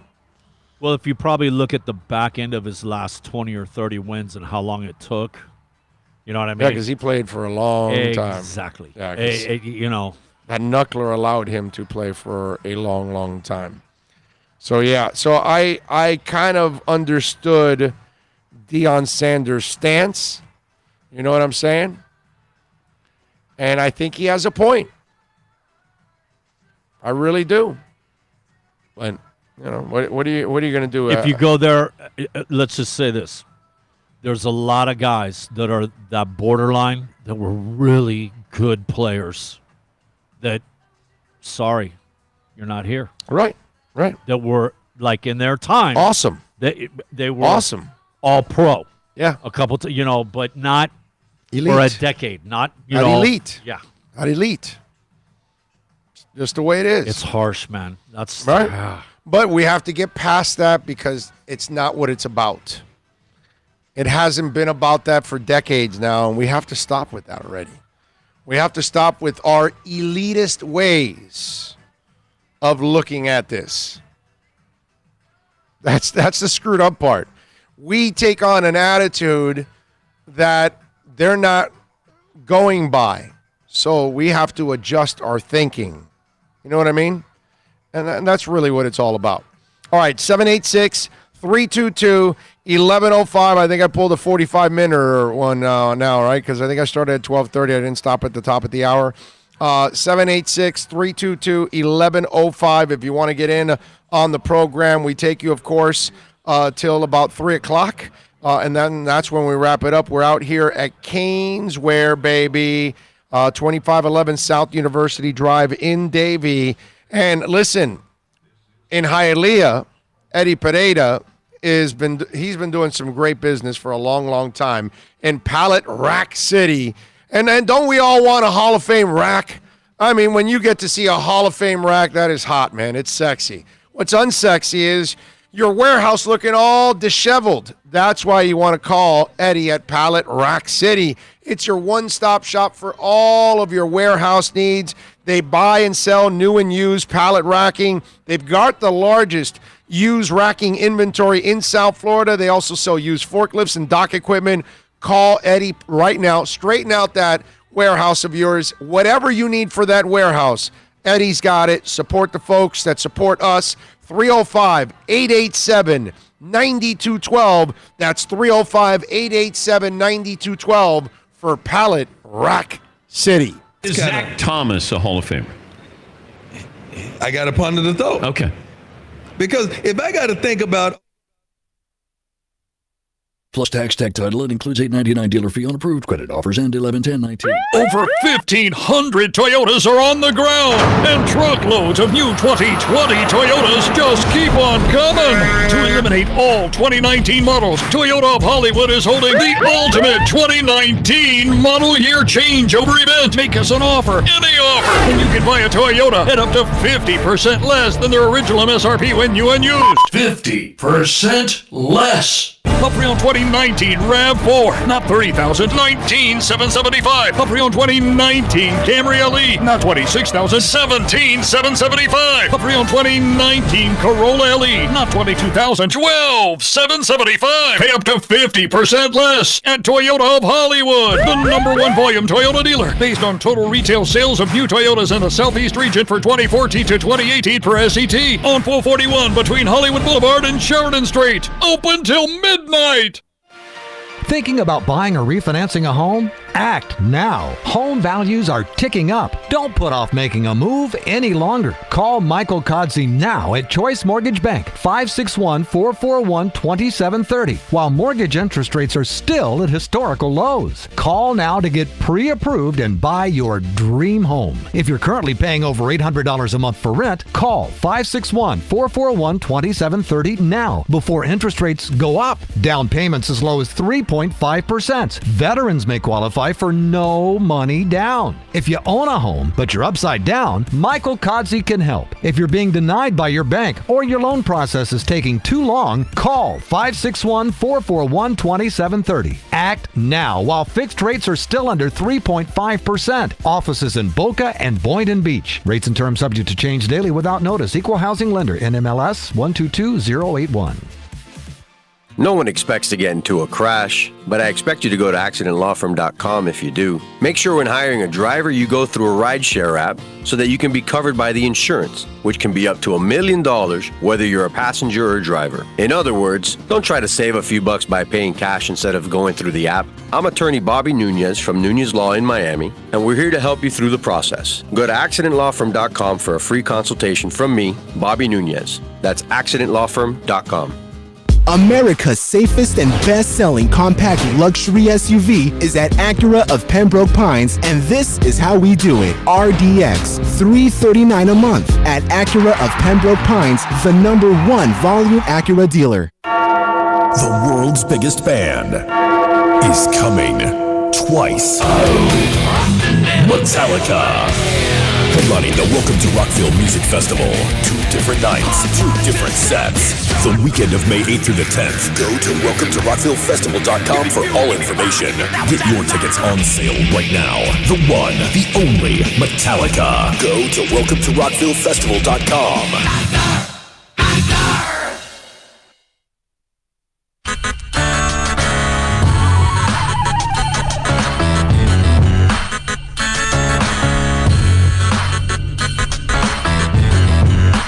This is the Big O Show. This is the Big O Show. This is the Big O Show.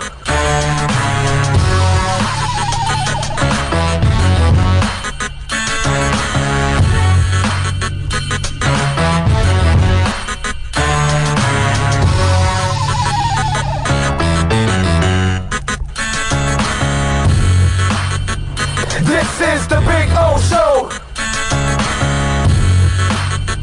This is the Big O Show.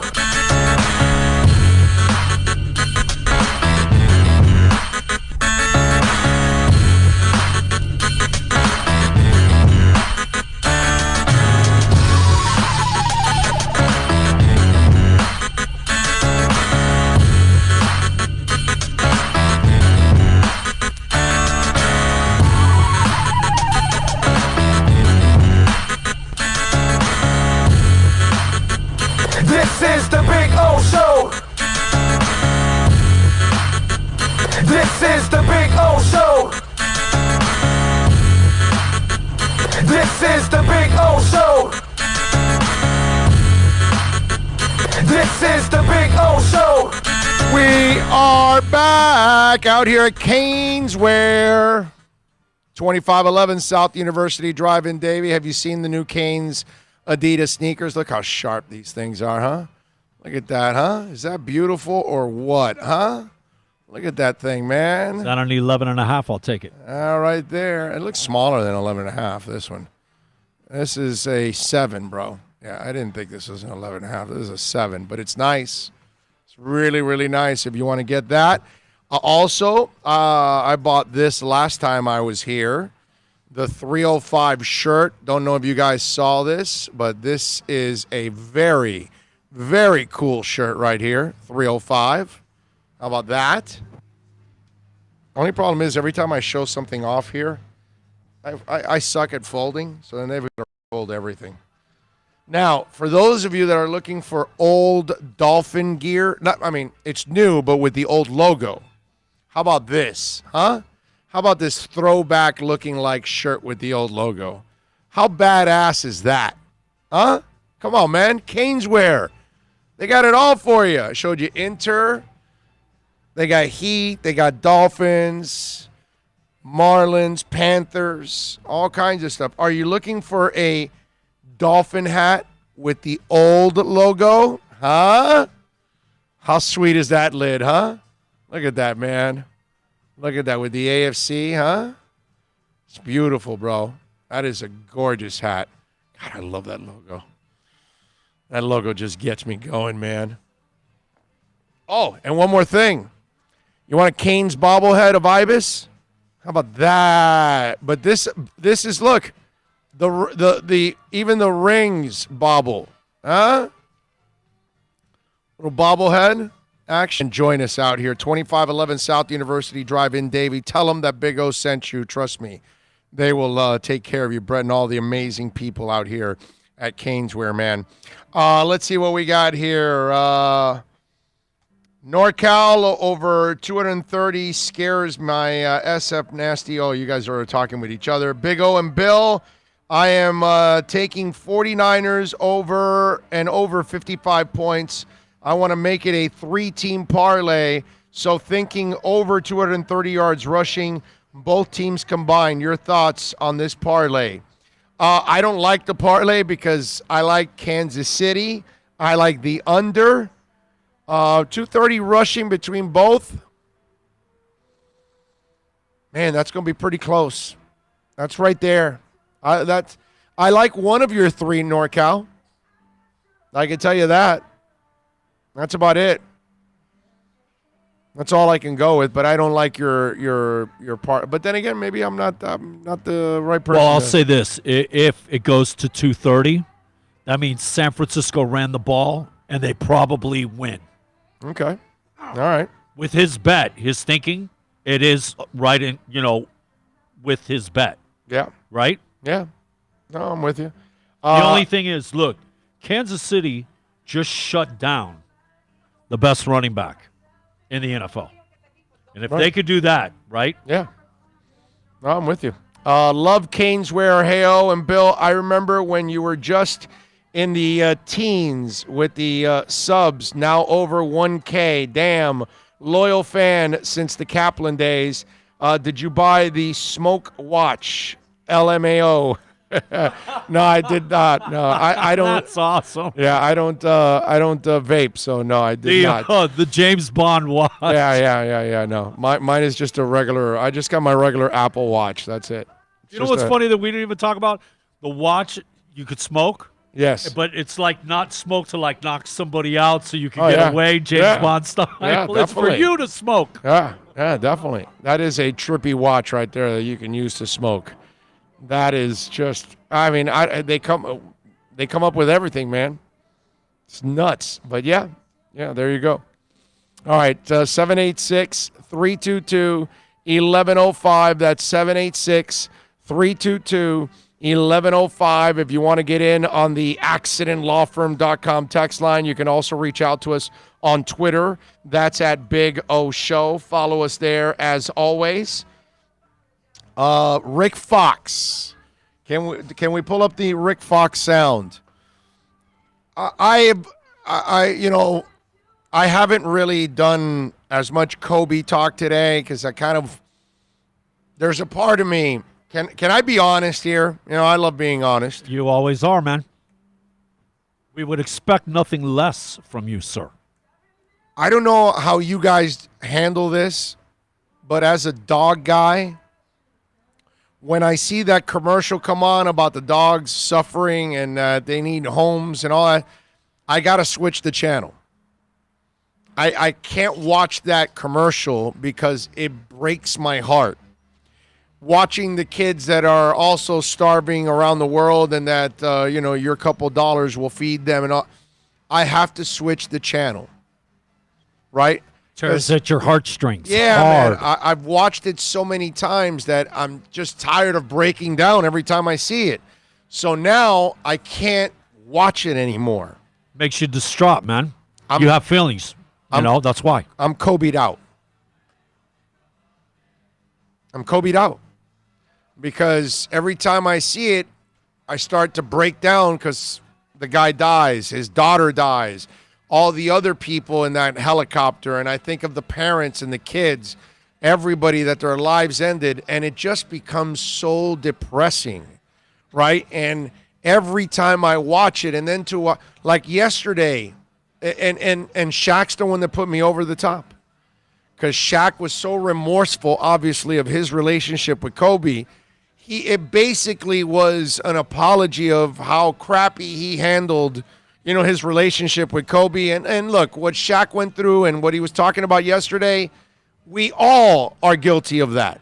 We all have mishandled one relationship or another in our lives. I'm sure I've done it with Bill, and I've screwed up many times.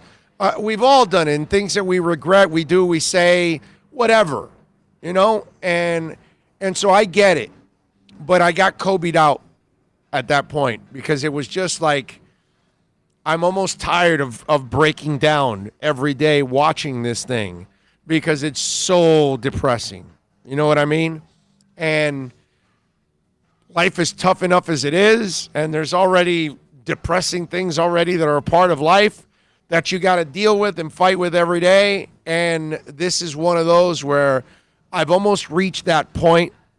No, I not almost. I have reached that point where I'm a little Kobe'd out, And so I did a lot of it in the first couple of days this week, obviously, because we have to and we got to talk about it and it's important.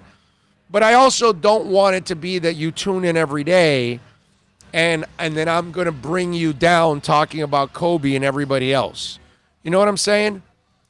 And so I am going to talk a little something about this, not about the Shaq thing, but I'm going to talk about Rick Fox because this is the other extreme of this story. And early on when the news was breaking, there was an irresponsible report that had Rick Fox on the aircraft and dead with Kobe. So you can imagine that Rick Fox's world all of a sudden started turning upside down. I want you to hear Rick Fox yesterday explaining what he went through personally, because this is the real ugly part of the media. When somebody's dying to get that story out and you're dying so badly that you make a mistake along the way, and one that you really want to avoid. Moment to moment. I don't wish it on anyone. This moment has been overwhelming for all of us. First and foremost to the families that were lost. Obviously, their lives have been turned upside down. To our brother Kobe and his family, Vanessa, Natalia, Bianca, Capri, we send our prayers and condolences. My family went through, in the midst of all of this, something I couldn't have imagined them experiencing. I spent time talking to my kids for about 45 minutes as this was all happening, and our colleague Jared Greenberg brought to me the news that morning, and he asked by text if I had heard of the story, and I said, the shoes that Kobe gave LeBron, and Kobe passed him last night, and he said no. He said, this is, you need to sit down. And he texted me the article, and I went into full-blown denial. And fortunately, one of my daughter's greatest fears is finding out that a parent or one of her parents would be lost through social media instead of from a loved one or a family member. And she fortunately called me, and we just were talking and crying about the news of Kobe and my son. And then we started, so we were talking. I was talking to my kids, just trying to spend the time with them, and then the phone just started going off. And I'm thinking to myself, everybody wants to talk about Kobe, and I right now want to be with my kids and my family. And then all of a sudden, my best friend King Rice, who's a basketball coach, King, Kenny, North Carolina. I'll tell you the story between King and King. Okay, he walked off the court at Iona, and somebody apparently told him that I may have been on the helicopter, and he started calling. So I'm seeing King's number, repeatedly going, and I think he's worried about me. So I said, I'm going to talk to my best friend, and I answered it and I said, hey man, this is crazy about Kobe. And he just was bawling. And I started crying and he was like, you're alive. And I'm thinking, well, yeah, like, what do you mean? And it was in that moment that my phone just started going, and my mom and my sister and my brother. And so look, this has been a lot to process for all of us. Quite frankly, we're blessed to have had the time we had with Kobe. A city is mourning, a family's mourning, we're all mourning, and I don't, I'm glad that's over with, but it was hard to deal with because it shook a lot of people in my life. There you go. That's Rick Fox, and obviously, it's. Can you imagine your best friend, other family members? You're finding out about your friend, your family member dying through a report, and not somebody personally telling you. And then that's, for Rick to go through that, and his best friend is bawling in the process. I mean, that's disturbing, man, that he had to go through that. And I feel bad for Fox and any of his family members that were fooled by that report. Because you get that report, and at that moment, you think it's real. And so, like he said, his best friend was bawling. Because his best friend thought his best friend was dead. And obviously, he's calling the phone because he's kind of in denial at that moment. Like, no, I got to call. I got to reach him. And then he finally answers the phone.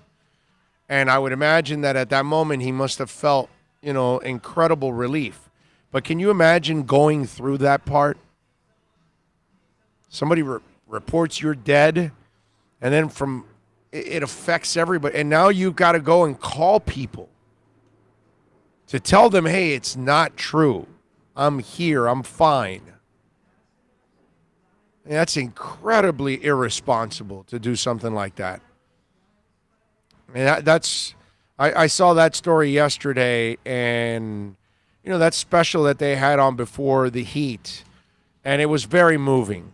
There's no doubt about it. But it was just, I did get to a point where, man, I'm kind of tired of, watering up or crying or feeling depressed or frustrated about this, because it's like, man, and I get it. It's affected so many, but I feel like I continue to relive it, and I almost like, and with me, I got to tell you personally, I almost feel sometimes with these 5 stents I have in my heart, it's like I don't want to have these kind of sway of emotions so much. You know what I'm saying? So I try to avoid this kind of stuff too, personally. I got to be honest. So there's a part of me too, it's like every time there's an emotional thing that's going to test my heart, I don't even want to go there. Because anybody that's had a heart condition, you know what I'm talking about. You cough wrong and you feel something and it makes you nervous. And it's really nothing. And it happens to all of you every single day. And you don't even think about it because you've never had a heart condition. But the second you've had a heart condition, anything and everything that's related scares the crap out of you, including having emotional type of withdrawals, Those are things that you even want to avoid almost. You're afraid of that too. It's really weird, man. When you've had a heart condition, it's like you lose all confidence. The confidence that you used to have in the end or back in the, before the incident, there's no way that confidence returns pretty much. There's always something in the back of your mind that you're wondering, oh my God, is something bad going to happen to me? That kind of stuff. So for me personally, I that's kind of why I've been kind of Kobe'd out almost. And I almost get to the point where I'm at now when I see those commercials I told you, that I just cannot look at the dog suffering or a kid's, suffering, because it crushes me. You know what I mean? And this story about Kobe crushes me. And I'm tired of being crushed already. I'm tired of going through those sway of emotions. I don't know if any of you feel that way. I don't know if any of you are willing to admit you feel that way. because maybe it's not right to admit that you feel that way. And it's not anything negative or insensitive to the situation. It's just something internally that you just kind of almost feel drained and tired of going through. You know what I'm saying? Just one of those deals. Let's see. And Drewbo, by the way, says that he got the 305 shirt because of yours truly, and that was very nice. I like the Niners 28-24. I love Mahomes, but I think Niners D can give them some fits. We will find that out, won't we? We will definitely find that out. Hey, don't forget, by the way, while you're watching, to give us the thumbs up sign on the broadcast whenever you are watching, and spread the word. Tell folks about the YouTube channel. Tell them they can catch the audio on demand, every part of the show, whether it's by half hours or segments or rants or interviews. Bill breaks it down thoroughly every single day. So we make sure that we give you the show in all different formats. That way you can enjoy it however you want, because some of you just want to hear about the Heat or a Dolphin segment or an Inter Miami segment, or you want to hear the whole show. You can do that or watch it. We give you all those options so that way you can enjoy our show any way that you would like.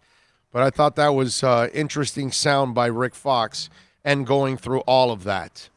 The other thing that I want to tell you is, what's it called?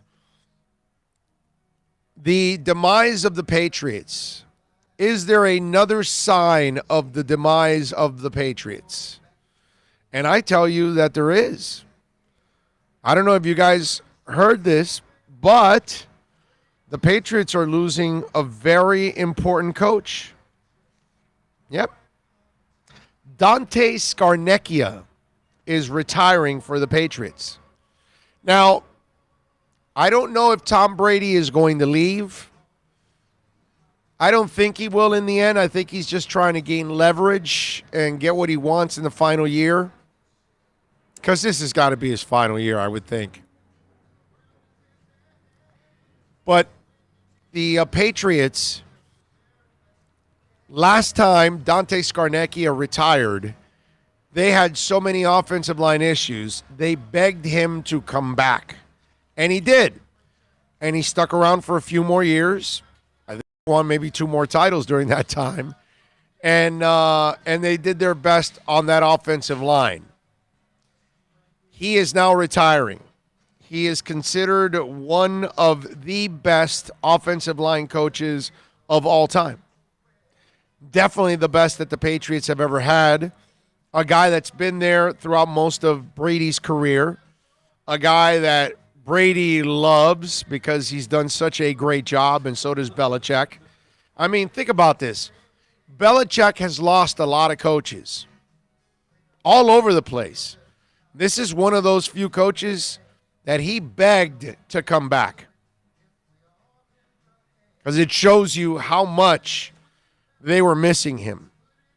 And I think this is another sign that we are now finally seeing the demise of the Patriots happen before our eyes. They're going to be still pretty good next year, but I don't know if they're going to be a championship caliber team anymore. And they'll still be good enough to pretty much dominate the East, because the teams in the East aren't ready to take that next step yet. Buffalo doesn't have that core. They can say whatever they want. Josh Allen's not the guy. And the Jets don't have the coach. And the quarterback's still a turnover machine. And the Dolphins are still way behind in the rebuilding process. So the Patriots will still have dominance for one more year in that division at least. But I think as a championship contender, I think that's going to be a question mark for them, and a huge question mark if they're even going to be that next year. I think Scarnecchia's retirement is another one of those signs that they are taking a step back. It's not the complete demise, but it's like another little step back yet. on this one. And the other teams in the division got a little closer, not over the hump yet, not passing and leaping the Patriots. That hasn't happened yet. But there's no doubt that they're going to be a weaker bunch this year because they missed that guy. I truly believe that. Oh, man, do I believe that. In a big-time way. So I saw that news of Scarnecchia, and I was like, yes. Go enjoy your life, my brother. Go ahead. Just leave the Patriots. Help us out with that one, please. Would love that. That's fantastic. All right, 786-322-1105. If you want to get in on the program, that's the accidentlawfirm.com text line. That's 786-322-1105. Bill, do you know the name Sean Weiss at all? Do you know the name Sean Weiss? Does that ring any bells at all? Yeah, it does. What? What bell does it ring? Because it wouldn't have rung a bell for me. It's just Weiss rings a bell because there's been so Coach many. Weiss, right? Coach Weiss? What? Or Coach Wise? No. There was a Wise. I don't know about a Weiss. Weiss. Which one was that one? W-Y-C. Weiss? W-E-I-S-S. Like the shortstop that... Walt Weiss, the Marlins. Right. Second base. Right. Opening day. Right, that's a Weiss. From Oakland, the A's. Weiss. There's another Weiss out there. You probably can remember some. But Sean Weiss was in the Mighty Ducks. Speaking of sports movies. Emilio Estevez? Yes. You remember that, right? You guys remember that? Sean Weiss was one of those kids that you will remember in the Mighty Ducks. You remember him now? Look, Bill. You see him there? You remember him in the Mighty Ducks now, right? The goalie kid? Yeah. Okay. You remember him, right? Sean Weiss? Right? I'm going to show you that there, right? God, I hope I covered it up. Yes, I did. Okay. Meet Sean Weiss now after he got arrested for burglary and meth. Sean Weiss after. Sean Weiss before. Bill? Meet Sean Weiss. Oh. Wow. Sean Weiss. Look at that. From that to that. To that. To that. Am I doing it right? Yes. That and that. Is that crazy or what? My Lord. So, his mugshots show the devastating toll drugs have taken on the 41-year-old former child actor. He's 41. 41. He played Greg Goldberg in the movie.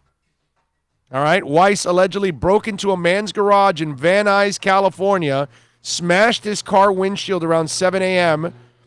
Cops were sent to the address after reports of a burglary. When they arrived, they found them ransacking the car. Officers noticed shattered glass on the ground and observed that the passenger window to the vehicle was broken.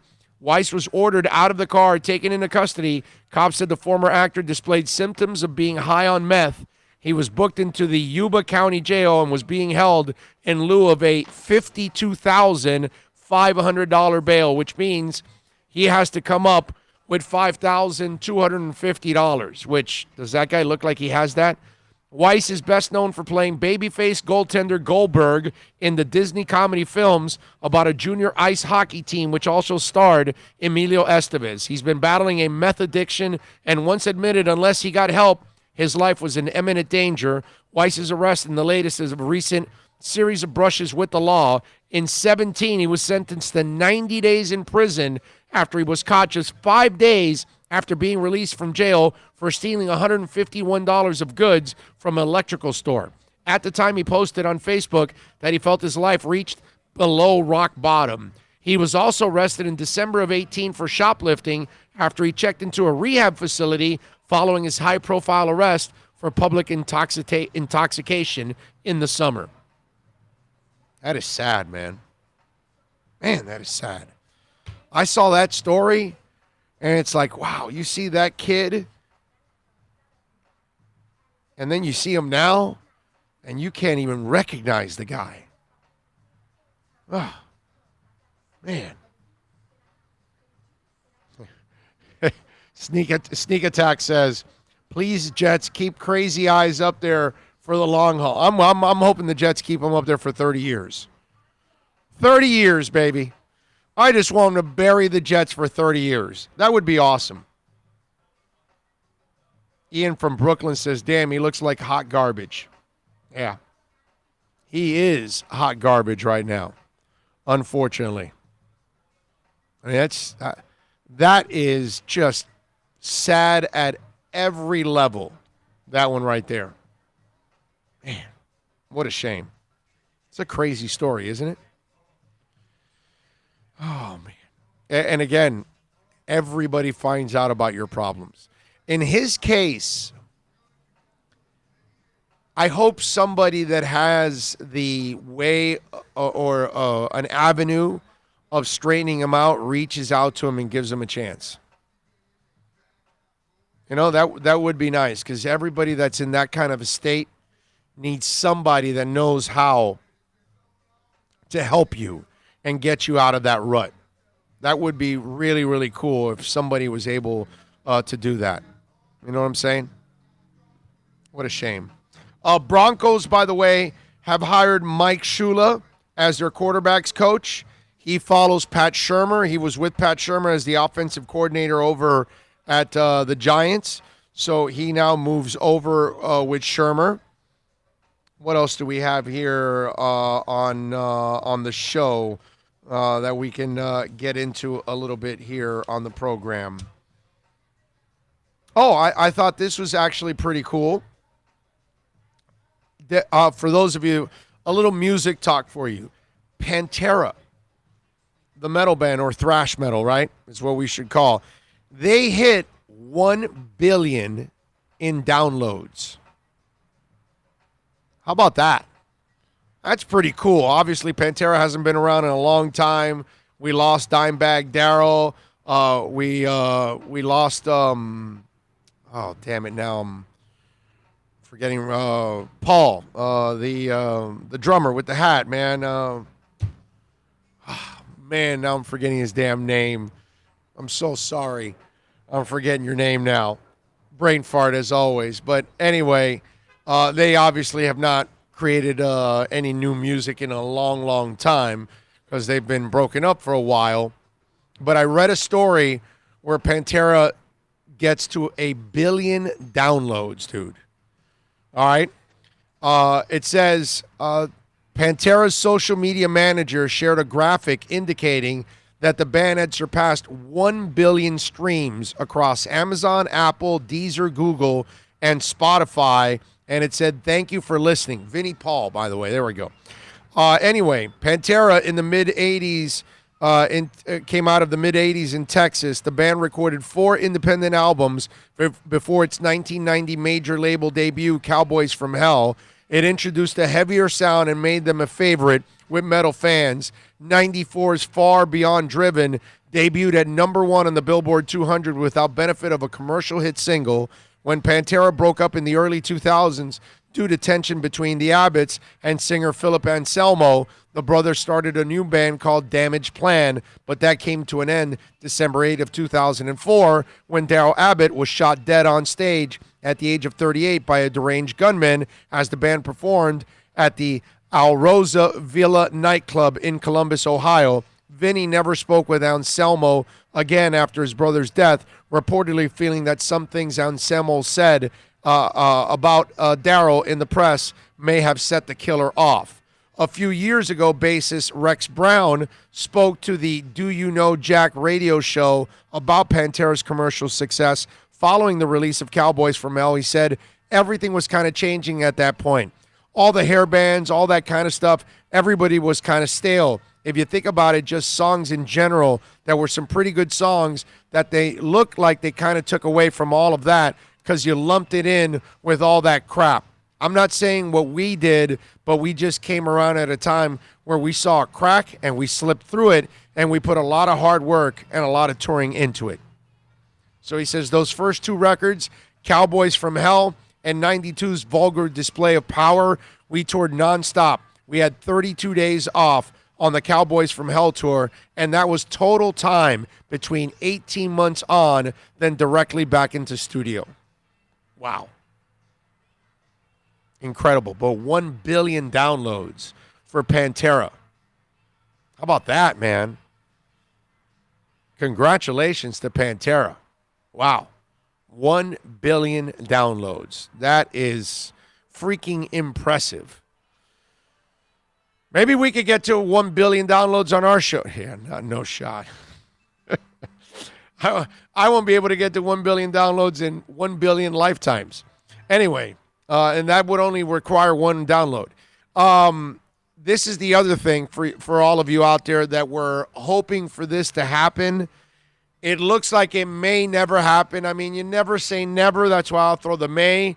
But they're saying pretty much never. And that's Fleetwood Mac reuniting with Lindsey Buckingham. In 2018, Fleetwood Mac dropped a bombshell to fans that Buckingham had exited the band, with Crowded House's Neil Finn and Tom Petty's Mike Campbell drafted in to replace him. Stevie Nicks claimed that Buckingham was fired over a tour dispute. However, in an October interview with Rolling Stone, Buckingham firmly blamed Nicks for his bitter exit. He also slapped ex-Fleetwood Mac bandmates with a lawsuit in 18 of October, claiming he lost out on $12 million from their sprawling 60-date North American tour. The lawsuit eventually was settled outside of court. In a new interview, Rolling Stone, to promote his sold-out tribute to Peter Green, the concert at London Palladium on the 25th of February, Mick Fleetwood was asked if he could ever envision Buckingham performing with Fleetwood Mac again, answering with a categorical no. Fleetwood Mac explained, "Mac is a strange creature. We're very, very committed to Neil and Mike that passed away a long time ago. When Lindsey left, it's not a point of conversation, so I have to say no. It's full of drama of Fleetwood Mac, no doubt." Reflecting upon Buckingham, he said, "His legacy is alive and well, and it should be a major part of that and will never be taken away and will never be spoken down by any of us. Neil and Mike have tremendous respect for Lindsey. The situation was no secret. We're not happy. It's not working. We parted company, and that's the reality, and that's all of it." Now, I want you to listen to this, Bill. Okay, so Fleetwood Mac is not getting ever together again with Lindsey. So now Mick Fleetwood in this story was promoting something that they're doing. It's called Mick Fleetwood's and Friends Celebrate the Music of Peter Green and the Early Years of Fleetwood Mac. This is going to happen February 25th at the London Palladium. Okay? All right? Are you listening to me? Okay? I'm thinking, what is the song? Forget that. Don't get ahead of yourself here. Okay? Performing Mick Fleetwood and Friends, Billy Gibbons, David freaking Gilmour, Johnny Lang, Andy Fairweather Lowe, John Mayall, Christine McVie, Zach Starkey, Steven Tyler, Bill Wyman.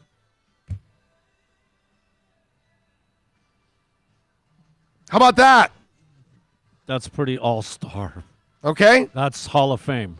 And by the way, Peter Green is working on a new book and music project with Kirk Hammett from Metallica. Okay? But I want to go to London for that concert. Can you imagine you're seeing Mick Fleetwood and Billy Gibbons and David Gilmour and Johnny Lang and John Mayall on the same stage with Steven Tyler and Bill Wyman? Are you kidding me? ZZ, Pink Floyd, Aerosmith, Rolling Stones. John Mayall, bro. John Mayall's a god. Man. He's like 84 or something. I mean, Peter Green was in John Mayall. Eric Clapton was in John Mayall. I'm missing a couple of other really, really good musicians. Several. I mean, if I pull up John Mayall now, the people that were with him in his band over the years is crazy. I have some of his music. I don't have all of it. That would be a lot of music. He's 86 right now. 86, and he's still cranking. 86. You want to know the people? Why is that over there in London, man, and not here? Well, because yeah, that's because that's what it is. Eric Clapton. Let's see, Peter Green, Jack Bruce. Bruce left to go to Manfred Mann. What else do we have here? Who else was in this band with the Blues Breakers? What were you going to tell me? Ginger Baker was in that band. Oh. I mean, it's ridiculous. Mick Taylor was with Mayall. It's crazy. 15-year-old Andy Frazier joined him. Okay? It's ridiculous the amount of people that went through John Mayall. He did what Ozzy did after him. Like, you watch Ozzy and he would bring up a guitarist, and a guitarist was like, who's that guy? Who's that guy? Who's Brad Gillis? What? Jakey Lee? Randy Rhoads? With him, what? he's exceptional, yeah. It's just like always surrounded with great guitarists. Zach Wilde, whatever, John Mayall was like that. Great young musicians went through that band. Can you imagine that concert? I know some of you out there have no idea what I'm talking about because some of you might be too young. You know what I mean? And I get that, but it's something that, you know what? I'm giving you a little bit of an education is what we're doing. So that's the way you got to look at it. Now now it's your job if you're a rocker, you're a young rocker, to now go out and do some homework and hit the YouTube and try to find all of these names out there so you know what the hell I'm talking about. Myron says, Edward David Gilmour is my favorite Floyd. I got all of his solo stuff, and all of them are great, especially his first solo album. I agree. He's one of the great guitarists of all time, man. The guy's awesome. Edward says, Peter Cetera just announced he is permanently retired. Just saying. I've seen him several times. I'm glad to have been able to witness that. Let's see. Dan also says, wow, 1 billion downloads for Pantera. Yeah, it's pretty impressive. I wonder if KC would take 5 or 6 first-rounders for Mahomes. NorCal helping me out with Vinnie Paul and my bad memory. Thank you, sir. Let's see. What else do we have here on it? Estefan says, got your thumbs up, Texas ZZ Top, baby. There you go. Thank you. Appreciate it. All the thumbs up there while you're watching the broadcast. We appreciate that immensely. 786-322-1105. Let's do this. Let's take a quick break. When we come back, let's switch gears. Let's talk a little Inter Miami. That's right, Michelle Kaufman from the Miami Herald, Inter Miami's beat writer. Let's get into a little football next. Is Zach Thomas a Hall of Fame? Plus tax, tech title. It includes $8.99 dealer fee on approved credit offers and 11/10/19. Over 1,500 Toyotas are on the ground, and truckloads of new 2020 Toyotas just keep on coming. To eliminate all 2019 models, Toyota of Hollywood is holding the ultimate 2019 model year changeover event. Make us an offer, any offer, and you can buy a Toyota at up to 50% less than their original MSRP when new and used. 50% less. A pre-owned 2019 RAV4, not $30,000, $19,775. A pre-owned 2019 Camry LE, not $26,000, $17,775. A pre-owned 2019 Corolla LE, not $22,000, $12,775. Pay up to 50% less at Toyota of Hollywood, the #1 volume Toyota dealer, based on total retail sales of new Toyotas in the Southeast region for 2014 to 2018 per SCT, on 441 between Hollywood Boulevard and Sheridan Street. Open till midnight. Thinking about buying or refinancing a home? Act now. Home values are ticking up. Don't put off making a move any longer. Call Michael Kodzie now at Choice Mortgage Bank, 561-441-2730, while mortgage interest rates are still at historical lows. Call now to get pre-approved and buy your dream home. If you're currently paying over $800 a month for rent, call 561-441-2730 now before interest rates go up. Down payments as low as 3.5%. Veterans may qualify for no money down. If you own a home, but you're upside down, Michael Kodzie can help. If you're being denied by your bank or your loan process is taking too long, call 561-441-2730. Act now while fixed rates are still under 3.5%. Offices in Boca and Boynton Beach. Rates and terms subject to change daily without notice. Equal housing lender. NMLS 122081. No one expects to get into a crash, but I expect you to go to accidentlawfirm.com if you do. Make sure when hiring a driver, you go through a rideshare app so that you can be covered by the insurance, which can be up to $1 million whether you're a passenger or a driver. In other words, don't try to save a few bucks by paying cash instead of going through the app. I'm attorney Bobby Nunez from Nunez Law in Miami, and we're here to help you through the process. Go to accidentlawfirm.com for a free consultation from me, Bobby Nunez. That's accidentlawfirm.com. America's safest and best-selling compact luxury SUV is at Acura of Pembroke Pines, and this is how we do it. RDX, $339 a month at Acura of Pembroke Pines, the #1 volume Acura dealer. The world's biggest band is coming twice. Metallica. Running the Welcome to Rockville Music Festival. 2 different nights, 2 different sets. The weekend of May 8th through the 10th. Go to welcometorockvillefestival.com for all information. Get your tickets on sale right now. The one, the only Metallica. Go to welcometorockvillefestival.com.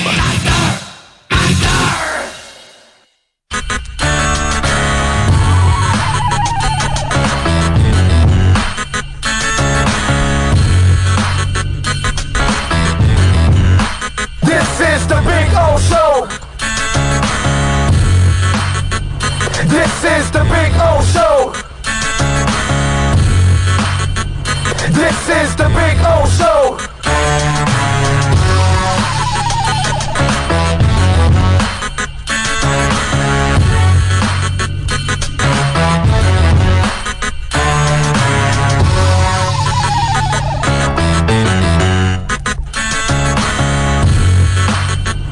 This is the Big O Show. This is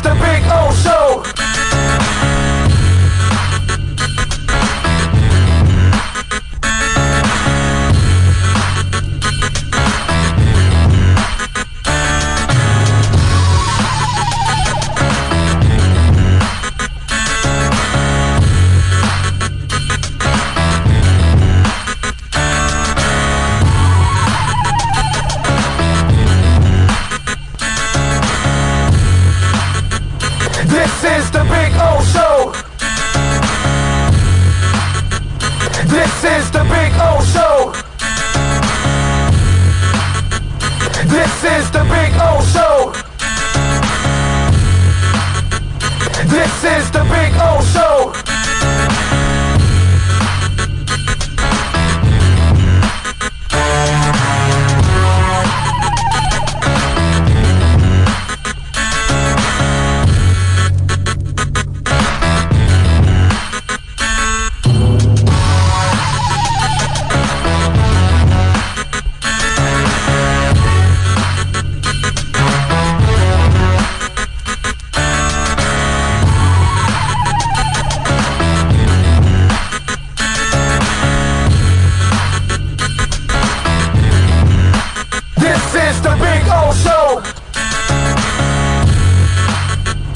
This is the Big O Show.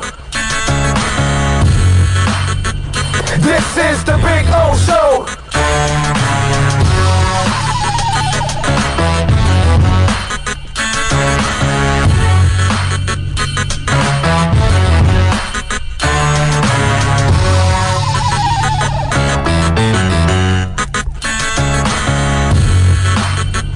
This is the Big O Show. This is the Big O Show.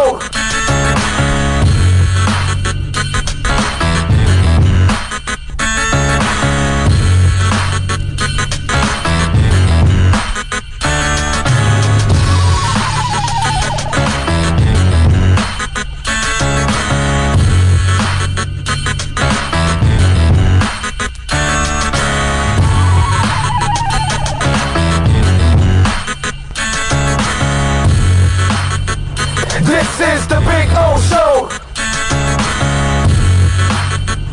This is the Big O Show. This is the Big O Show. This is the Big O Show.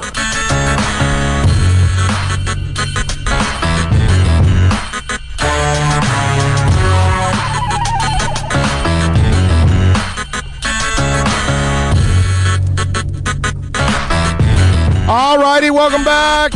As always, during this time, we talk with Michelle Kaufman from the Miami Herald. Talk a little Inter Miami and find out the latest on what's going on with Inter Miami. Although the Canes basketball team was also in action too, Michelle. Yes, I was there last night.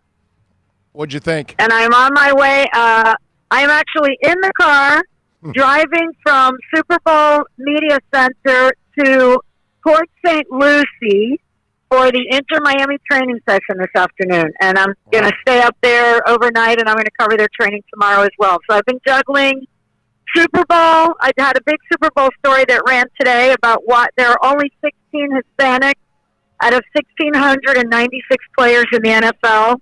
There are a total of 16 Hispanic players, even though the Hispanic fan base is over 30 million and growing every day. The number of players is still 16.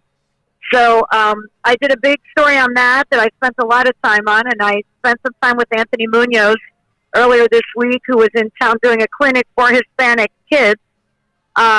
He's very involved in that cause. So anyway, I was busy with that, and then I just filed another Super Bowl story this morning, and then I covered the UM basketball game last night against Virginia Tech, which they won. And now I'm driving in the car to Port St. Lucie for Inter Miami. So I'm juggling 3 different beats this week. That's absolutely amazing. But then again, your paper's down to like 8 reporters. So I guess that happens. Yeah, too. we all have to do everything. We all have to do it, Yeah. So, yeah. Yeah, no, I know. Things have changed drastically. In your business and in my business, actually, when it comes to the media, it's newspapers have obviously been hit the hardest, and then now radio is the one that is starting to feel the real pinch all across the country. All right, so let's get into a little Inter. What is the latest with the international players? It just seems like Paul McDonough is not in a hurry. He's definitely not in a hurry, and I know that that's frustrating to fans. And the one thing I can tell you that I've learned in dealing with Paul McDonough for a year now is he really does not care what the noise and the buzz is. He is very much an independent guy, and he believes that he knows what he's doing, and he wants to create a winning team. And yes, they're going to get for sure one big name player. Maybe the second one will also be pretty big name. But he's definitely not in a hurry for negotiating reasons, partly because, the longer you drag out, the more you can negotiate. They are bidding against some top European teams for, these top 2 players. And the transfer window closes on January 31st. So there is somewhat of a deadline of, like this week for them to try to get something done. But he said that if he has to wait and if the player can't come, right away this week, that's fine as long as they get here, in time to play. And now he did say he does not want to wait till summer. So any player that wanted to play out the rest of this season and then do Champions League or Copa Libertadores, whatever, he said no. He doesn't want a player to start in the summer. He wants a player to start now in the spring. So that is part of the holdup in the negotiations is some of these players want to play out the rest of their contract, and, they would have to change their position on that if they're going to come to Inter Miami. So, there's a lot of names floating around out there. Some are true, some are false, some are people they've talked to, but with varying levels of seriousness. So, but he has assured that there are 6 players that are still to be signed for this roster. All of them are going to be internationals. All of their domestic players have been signed. 6 international players are coming. I am hearing, and I believe that at least one will be from Mexico, probably from the team that Diego Alonso coached on, from Monterrey, because he knows those players very well. And clearly, when a coach goes to a new team, he brought a lot of his assistants, and I'm sure he would love to bring whoever he believes is the best quality player from that team. So I think there will be 1 or possibly 2 players that will come from Mexico, and then the rest, I believe the other 4 are going to come from Europe, or maybe 3 from Europe and 1 from South America. I've heard that there's a deal with a Bolivian player who may be connected with Marcelo Claure, who, by the way, owns a team down there, Bolívar. Marcelo Claure is the owner of a Bolivian team, the top team in Bolivia. So there are negotiations going on right now as we speak, and we just have to wait and see who they're going to sign. But I can tell you that Paul McDonough, he built Atlanta, and his way is to bring, in general, he likes to bring young talent from South America or maybe Europe, not someone who's 35 and a huge name and on their way out, but someone who's 25 and a very key player on a really good team, but someone who still has value. So they can come here, be a star, and then they sell them to the European market for a lot of money in 2 years, 3 years. So I think that's his formula, and he's not going to change because bloggers or fans or other people are impatient. All right, so I'm wondering behind the scenes, because I don't even know what kind of truth we're going to get behind this, but I can't I'm just going to make a guess here. I don't think they're doing well on season ticket sales. I don't think. Okay. I can't believe it, because I think you're going to have a decent group, but not a great group, because you haven't announced any stars. And that's the thing, and that's the thing that is the hook ultimately. And the season is right around the corner, and you haven't had an opportunity to announce and even market a star. Which, in a perfect world, you would have had your star months ago, and you would have been selling the team and the star for months now, and that would have built the momentum. Do you think there's any truth to my guess that they got to be hurting a little bit, and they got to be behind on their pace on the business side, because we are a star-driven type town, and so far, absolutely, I haven't seen the stars yet. There are no stars. No, there's no stars right now on this team. There are no stars. There are a lot of good players that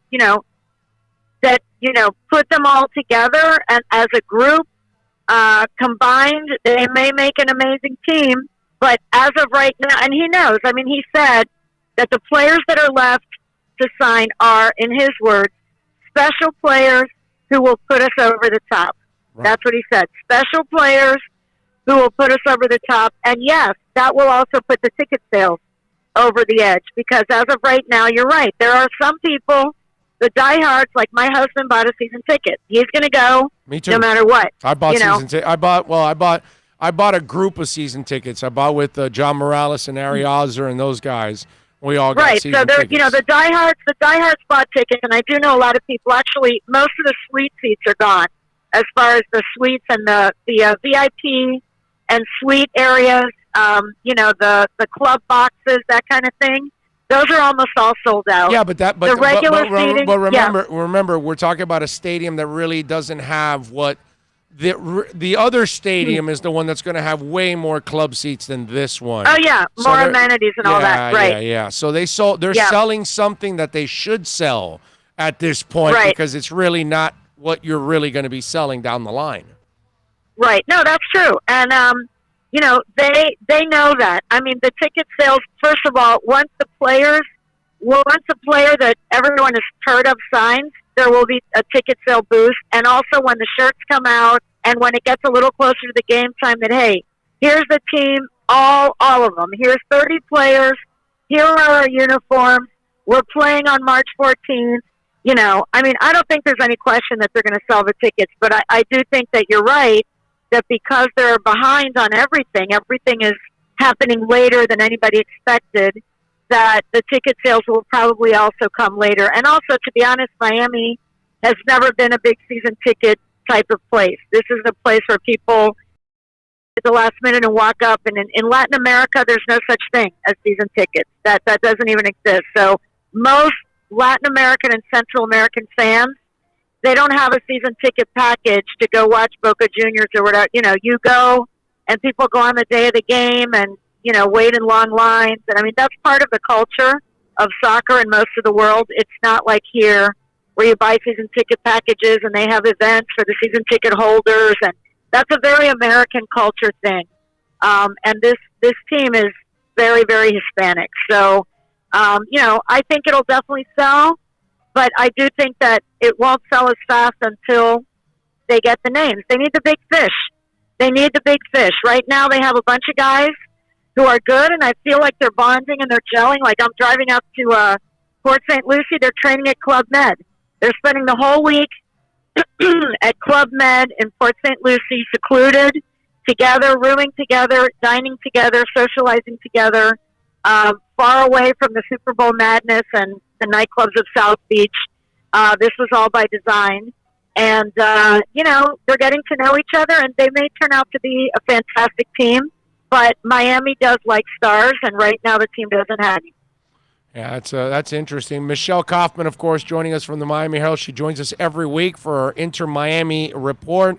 When is the first time fans are going to be able to see their team either practice, preseason, whatever it is? What's that date so everybody knows? The first date they can see them play is February 15th, the day after Valentine's Day. They're playing against the Philadelphia Union, which is Alejandro Bedoya's team, another MLS team. It's in St. Petersburg. So you got to drive to St. Pete, but it's a full game, free to the public at Al Lang Stadium, free to the public, MLS preseason game on February 15th. And then after that, they play again on the 22nd, also there against the Tampa Bay Rowdies. Then they come back. They'll be training here from the 23rd to the 30th before they go to their their road opener March 1st. They'll be training in Fort Lauderdale. During that last week of February, there will be training sessions open to the public. So we're waiting on the actual, the day-by-day schedule of that week. But the final week, they will be in Fort Lauderdale, and they say that they will have training sessions open to the public at that point. Right. That's the week before the the week before the season opener. Okay. Can fans go to the stadium already to check it out for season tickets, for things like that? Is it open, or is construction still going on that nobody's allowed there? No, there's construction. You can go and look at the construction. Okay. The construction is definitely going on. I mean, it looks good. They've put in seats. The seats are pink, black, and gray. Okay. It's very colorful. The end zone is going to be the end zone is going to be just like it is at LAFC, which is standing room seats for the people who like to stand during the games. And then they have the seats that are locked up that can be brought down, for other events. But for the Inter-Miami games, the end zone is going to be for the wildest, craziest fans who like to stand the entire game and jump up and down. Okay. But yeah, the stadium is coming along. They are going to be training there starting February 7th. From the 7th to the 14th, they will be training at their facility, but it's still not open to the public. But the training part of it, the fields, are supposed to be ready by February 7th, which is next week. So when they train, they're training in Port St. Lucie this week. Then they're going to Bradenton for like 5 or 6 days, and then on February 7th, they will return and train in Fort Lauderdale for 1 week before they go to St. Pete. All right, Michelle Kaufman, of course, joins us every week to talk a little Inter Miami. What else is left on the agenda outside of the international players? We got a coach. Are we missing anything? February 5th, the uniforms are going to come out. There's a big Adidas fashion show in New York, and every team is going to have new road jerseys that are going to be, road kits are going to be revealed at a big, fancy, fashion show in New York, and that's when we will first see the real Inter Miami road jersey. The home jersey I had heard was going to be revealed before February 5th. The Super Bowl is in town. I would not be surprised if somewhere during the days of the Super Bowl that reveal may happen. They've already, if you're driving around Miami in the past couple of days, you will notice they've put up a bunch of billboards saying, your football team, with the word football, Football, crossed out with Futbol. Your football team is here. Your football team is arriving. And so they're plastering an Inter Miami marketing campaign all over Miami. There's billboards, there's posters, there's painted murals around the Brickell area, which I tweeted the other day. I saw some guys actually painting them when I went out to dinner. So they're painting the town pink and black for Super Bowl week.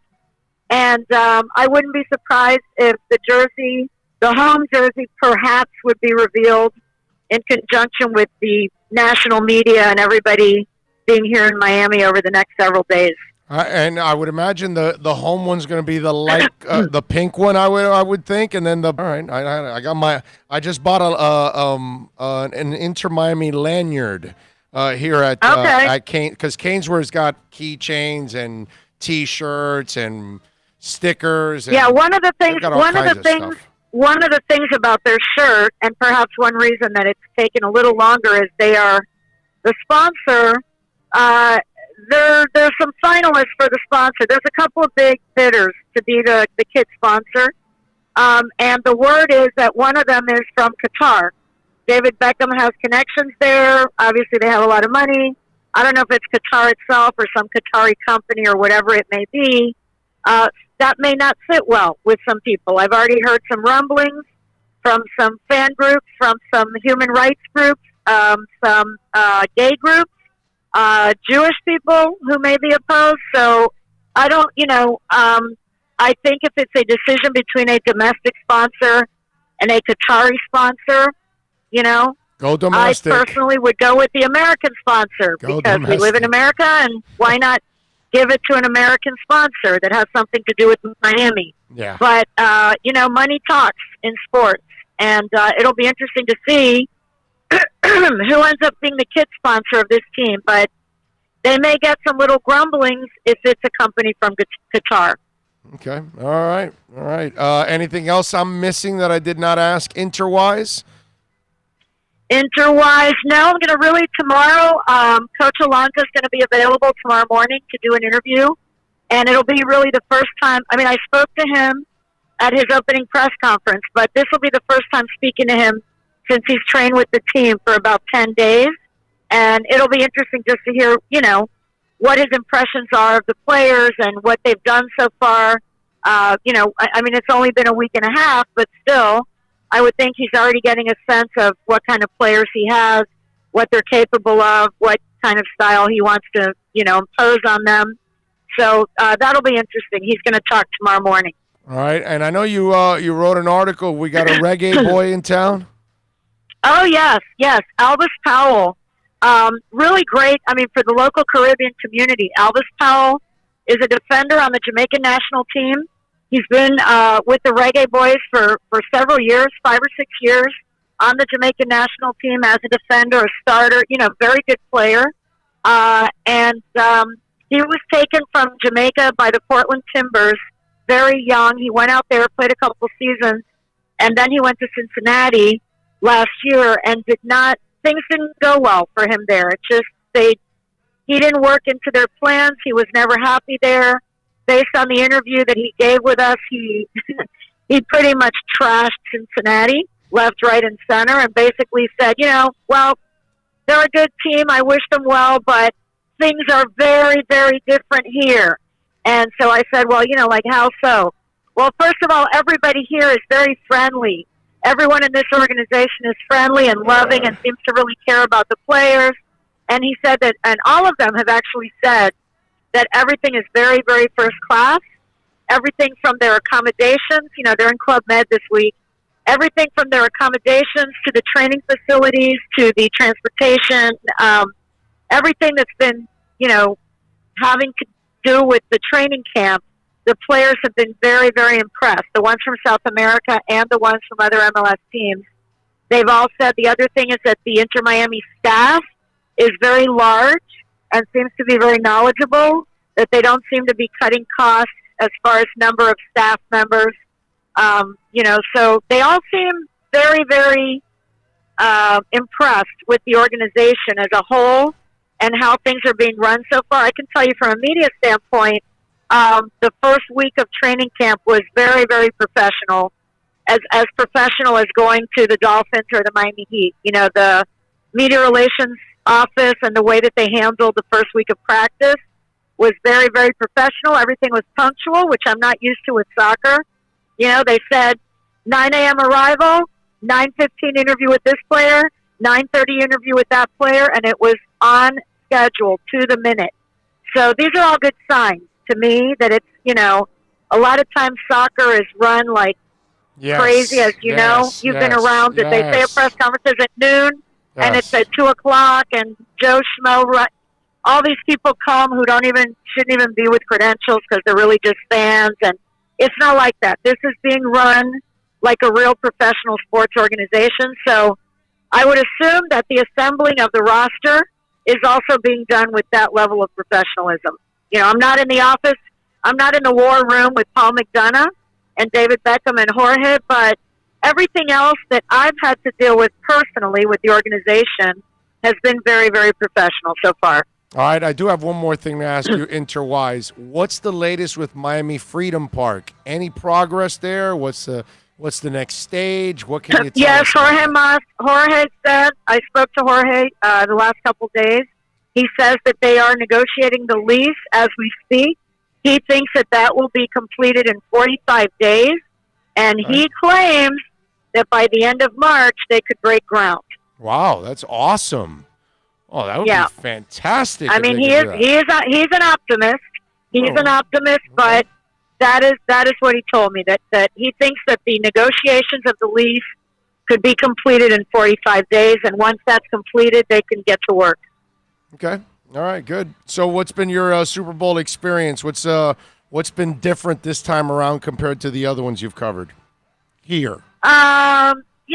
What's different? It's the same. It's always the same. It's these 6,000 reporters, 6,000 media are in town for this event, and everybody's tripping over each other and trying to get something original when it's hard because everybody's everyone's everywhere, and it's hard to get anything one-on-one when there's so many people around.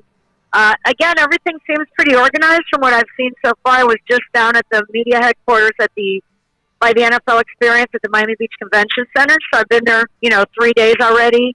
And the press operations, the Radio Row, I was at Radio Row today, and it's just as lively and crazy as always. Former athletes I was standing there in the hallway, and Benny and Brian Blades walked up. In fact, I took a picture I'm going to put on Twitter. Benny and Brian Blades roaming around. They're doing a podcast. They're starting a podcast, and so they're there trying to get their podcast off the ground and trying to, schmooze. Everyone there is schmoozing, trying to push something, especially the former athletes. Yes. A lot of them that are there, they have either, foundations, fundraising efforts. They wrote a book. They have a podcast. They have a business. They have a product that they're pushing. And so they go on Radio Row from one booth to the other booth to the other, and they talk football for a little while. They'll give their predictions on the Super Bowl, and then they start doing their pitch for their hawking. Let's hawk it. Hawk this. They're hawking. There's a lot of hawking going on. No doubt. Follow her on Twitter at Cop Sports. Catch her work there at the Miami Herald website or at your doorstep. She is Michelle Kaufman. Michelle, Staying busy. Thank you for taking some time in your busy schedule Thanks. to join us. By the way, the UM Hoops won last night without Chris Light. Yeah, Virginia. And I will tell you, I'm going to tell you, Chris Light, he's a great scorer. He's a really, really, I mean, especially for his size, what he does is amazing. Mm-hmm. But Harlan Beverly, as a freshman, I think he's going to be a good point guard. He had 6 assists last night, which is more than Chris has been having. I just tend to like point guards who have a lot of assists, and he distributes the ball. He's looking around when he's bringing the ball up the court. He's looking around, but he can also score. You know, he had in 20 minutes or so, he had 13 points, 6 assists, and 3 steals. He's very active, which, the good point guards they had in the past, Angel and Shane, they were very good defenders. They had very active hands. They had a lot of steals and a lot of assists, and yes, they could score if they had to.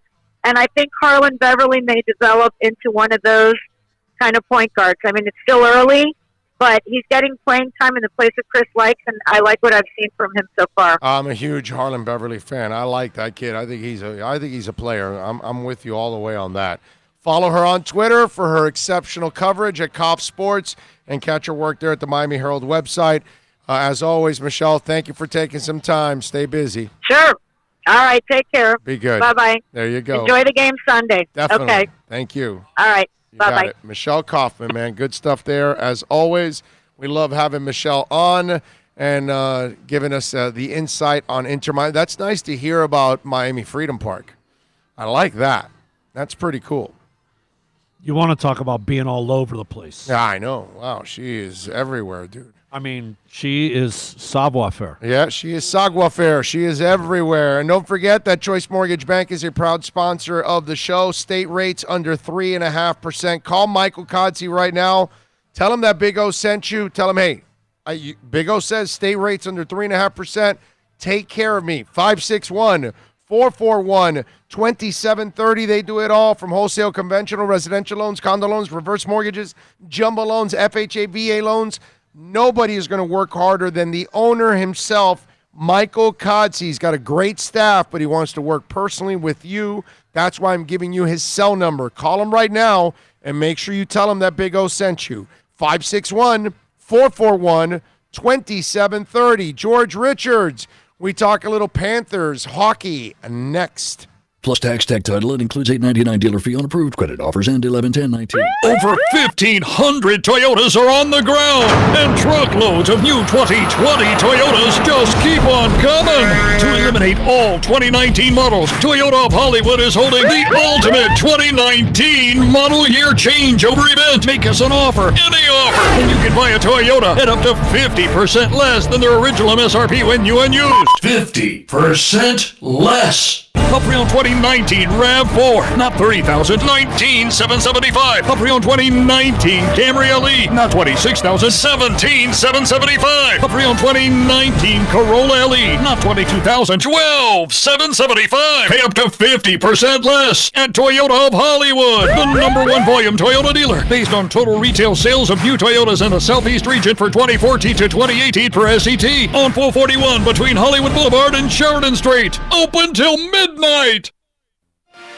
Thinking about buying or refinancing a home? Act now. Home values are ticking up. Don't put off making a move any longer. Call Michael Kodsey now at Choice Mortgage Bank, 561-441-2730, while mortgage interest rates are still at historical lows. Call now to get pre-approved and buy your dream home. If you're currently paying over $800 a month for rent, call 561-441-2730 now before interest rates go up. Down payments as low as 3.5%. Veterans may qualify for no money down. If you own a home, but you're upside down, Michael Kodsey can help. If you're being denied by your bank or your loan process is taking too long, call 561-441-2730. Act now while fixed rates are still under 3.5%. Offices in Boca and Boynton Beach. Rates and terms subject to change daily without notice. Equal housing lender. NMLS 122081.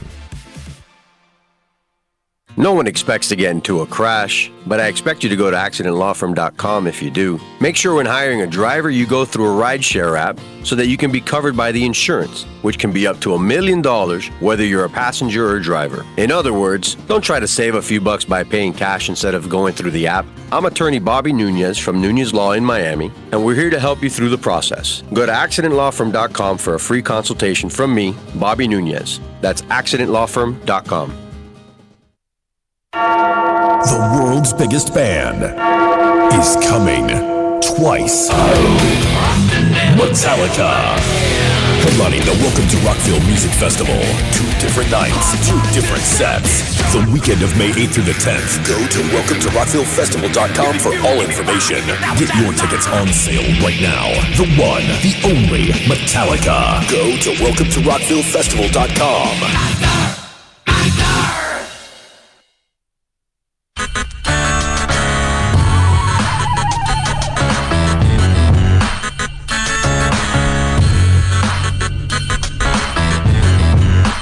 This is the Big O Show. This is the Big O Show. This is the Big O Show.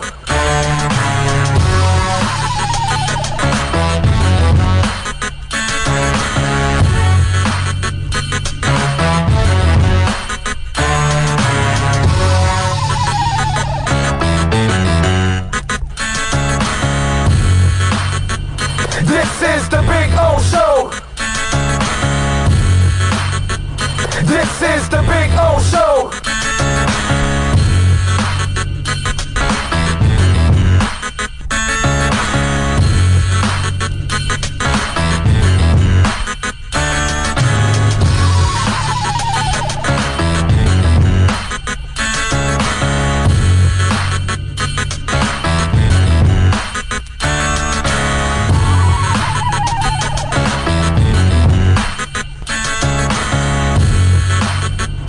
This is the Big O Show. This is the Big O Show.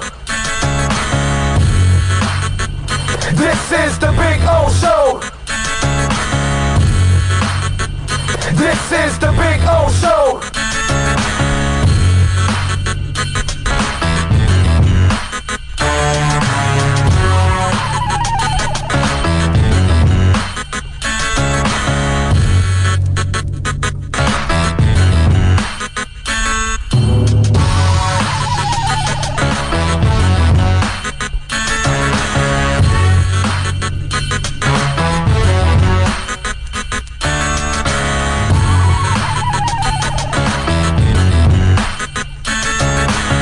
We are back. All right, we're going to talk a little Okie. My man George Richards does an excellent job of covering the Panthers. They are off to another month or two. I don't know. They've been off. I don't know what it is. Did they require a week off here? Are they in Cancun or whatever? I don't know. But George Richards is enjoying this week off. I think he's out somewhere in the Caribbean having some fun, avoiding earthquakes. I'm not exactly sure, but he's out there relaxing. He works, of course, for The Athletic, covering the Florida Panthers on a daily basis. You can follow him on Twitter at George Richards. You having trouble contacting George? Okay, we're having trouble contacting George. So we will try to contact George in a minute here. So we'll see what happens, and we'll see if we can get in contact with Yorsh. They are not back in action until Saturday at Montreal, 2 o'clock for that face-off. And they have been playing well lately. I will say that. That's one thing about the Panthers. If you look at the way they've been playing, it's been good. Now, I can't say that and they're still giving up their share of goals, too, on top of all of that. In other words, not convinced yet. You know what I'm saying? But George Richards does an excellent job of covering the Cats on a daily basis for The Athletic. George, I would imagine that you're, somewhere in Europe or the Caribbean. I mean, you had a whole week off now. You're just like hanging out, doing absolutely nothing right now. Yeah, absolutely. I mean, I went down to the Keys. I went over to Paris. I mean, doing what I got to do. I like it. I like it. Now, what's up? What is this thing that they're off till Saturday, bro? I'm bored. I can't watch any Panther hockey. The hell's going on? Well, that's you got to give the guys get a break now. They get a 10-day off, and every team in the league gets it. So it's a nice break in the middle of the season. But I'll tell you what, once we get going again, it's game on, because you've only got 32 games left, something like that. It's going to be a sprint to the finish. We've got the trade deadline in about a month, 3 weeks, actually, whatever it is. So, yeah, I mean, it's time to get after it. All right, so they are winning right now. They are on a 6-game winning streak. They've won 8 of 10. If we really want to look at it, the way things have gone, they're playing much better now. A lot of those wins are, they're not great teams, and some of those teams are still coming back and scoring their share of goals. So walk me through this winning streak. While it's nice, why isn't it as convincing as I would like it to be? Yeah, I don't know. I mean, they're winning games. Like I think last time we talked about them going on a little bit of a run, and we talked about the teams that they were playing, and I think a lot of people would have been happy with those last 3 games if they would have gotten 4 or 5 points, and they actually won the road trip and beat a couple teams they should have beaten. I mean, Minnesota's a place they've never won in regulation, and they win there, and then they go to Chicago, a place they never really do well, and they won there in a very high-charged environment. So, yeah, while Chicago and Minnesota, their records aren't all that great, I think those were very good wins for the Panthers. Maybe this break came at a bad time, because they are red hot. And, like we talked about the other day, this might just be a team that gives up 3-4 goals a game. That's just the way it's going to be with them. We're going to find out, coming out of this trip, if they can, shore up the defense a little bit, get a little bit better goaltending, and we'll find out who they are. But right now, 6-game winning streak coming out of the break, can't ask for much more than that. No, there's no doubt. I'd rather them win than lose, especially some of those games would be to bad teams. That would not be a good thing. You're at least right. I mean, they took care of business, right. And they won some nice games and in some tough buildings. So, aside from that Detroit game where, Detroit is the worst team in the league, they took care of business there, and then they won in 2 tough buildings. That's a good way to go into the break. Yeah, no, I'm with you. What are they working on? What does Q want from his team during this time off? Have they talked a little bit about that? I don't think they talked about it. I mean, most of these guys are going to the beach. I mean, they are getting away from hockey. Some guys are going to skate a little bit and, get to the gym a little bit.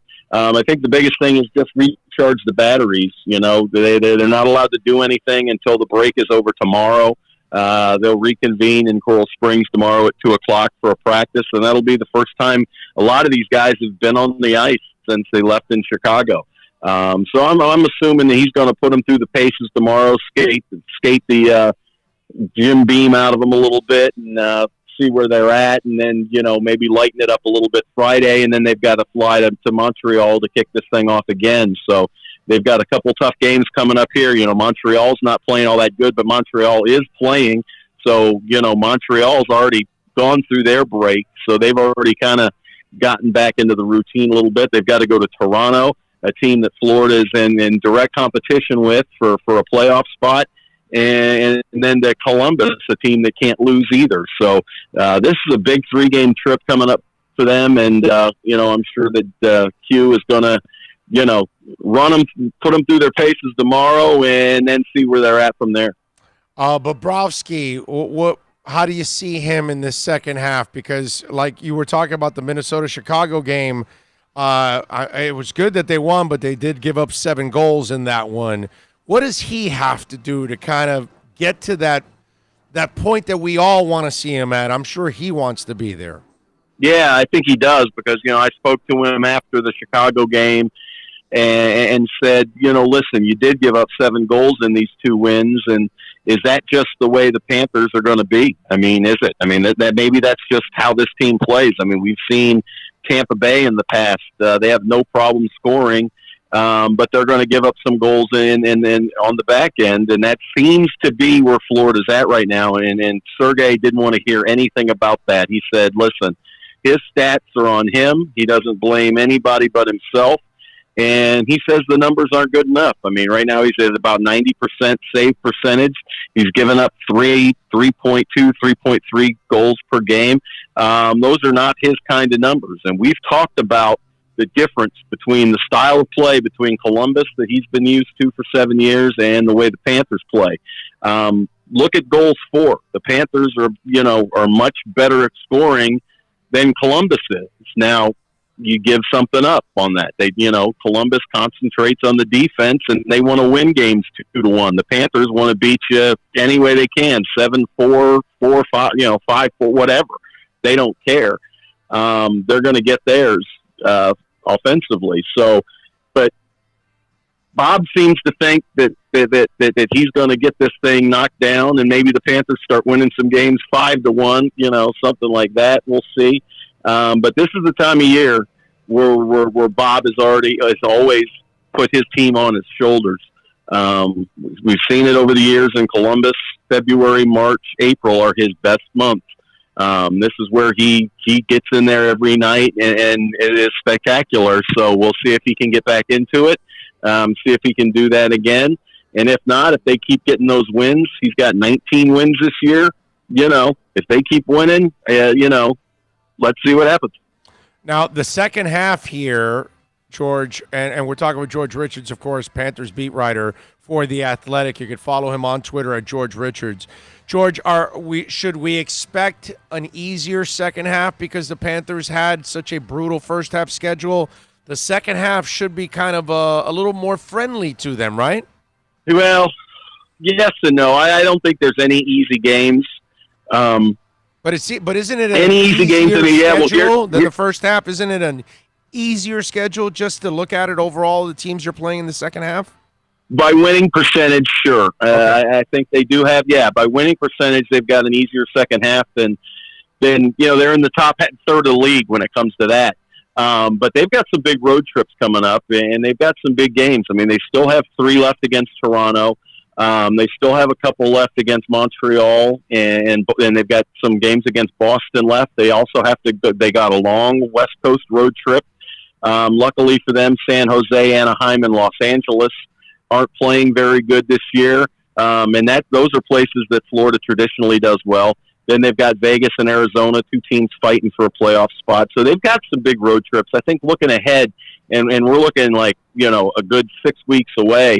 They've got a trip coming up in March where they've got in Toronto, in Ottawa, in Montreal, in Boston. Yeah. That might decide their fate and where they stand in this playoff. They close out the season with Washington 2 games after that because they've got the Rangers in Ottawa. And then right, but if they get points against Toronto, Ottawa, Montreal, and Boston, those are all they teams. Should be fine, yeah. Yeah, they'll be sitting pretty. And if they don't, those final games against New York, Ottawa, and Washington, might decide whether they're a playoff team or not. Are they a playoff team? Will they be in the playoffs? I think they are. I think they're exceptional when it comes to scoring. Their power play is kicking. The penalty kill could be better. I think there are some adjustments they need to be made defensively, and perhaps they go after a shutdown defenseman to kind of add something there at the trade deadline. And I think Dale is going to do everything he can to tweak this thing a little bit. No major changes are needed. No major changes are expected unless they come out of this break and they lose 5 or 6 or something to that effect. But yeah, I think this is a playoff team. I think that they're going to compete for, like we said, they're going to compete for the top 3 in the Atlantic, and they're in a good spot in the wild card as well. So, at this point in the season, based on past history, it's hard to argue with the results right now. George, and we'll wrap it up with this. I would not be satisfied with just making the playoffs and getting bounced in the first round. So, if they're going to at least advance into the second round, what position do they need to be in the conference? What's that? I didn't. What do they need? What? If they are going to get to the second round, Yeah. they're not going to do it as an A seed. That's for sure, right? So what position do you think they need to be in your eyes if they are going to be a team that's going to advance into that second round? Well, I mean, right now they're looking at playing Tampa Bay in the first round, right? Right. That doesn't look very. I think you'd almost rather be. I think you'd almost rather be the 8th seed than have to play Tampa, especially the way Tampa's handled the Panthers this year, winning 3 out of 4. So I don't know. I mean, we're gonna. I mean, listen, we see it all the time. You never know. What teams we're going to pull the upsets in the first round. I think we saw it. Not only last year with Columbus beating the unbeatable Tampa Bay Lightning with the Panthers in 2016 and beat them in 6 because they had a hot goalie and they had one guy that was able in John Tavares able to score some goals. So, but that was their 3rd straight year to the playoffs too. They had more experience than the Panthers.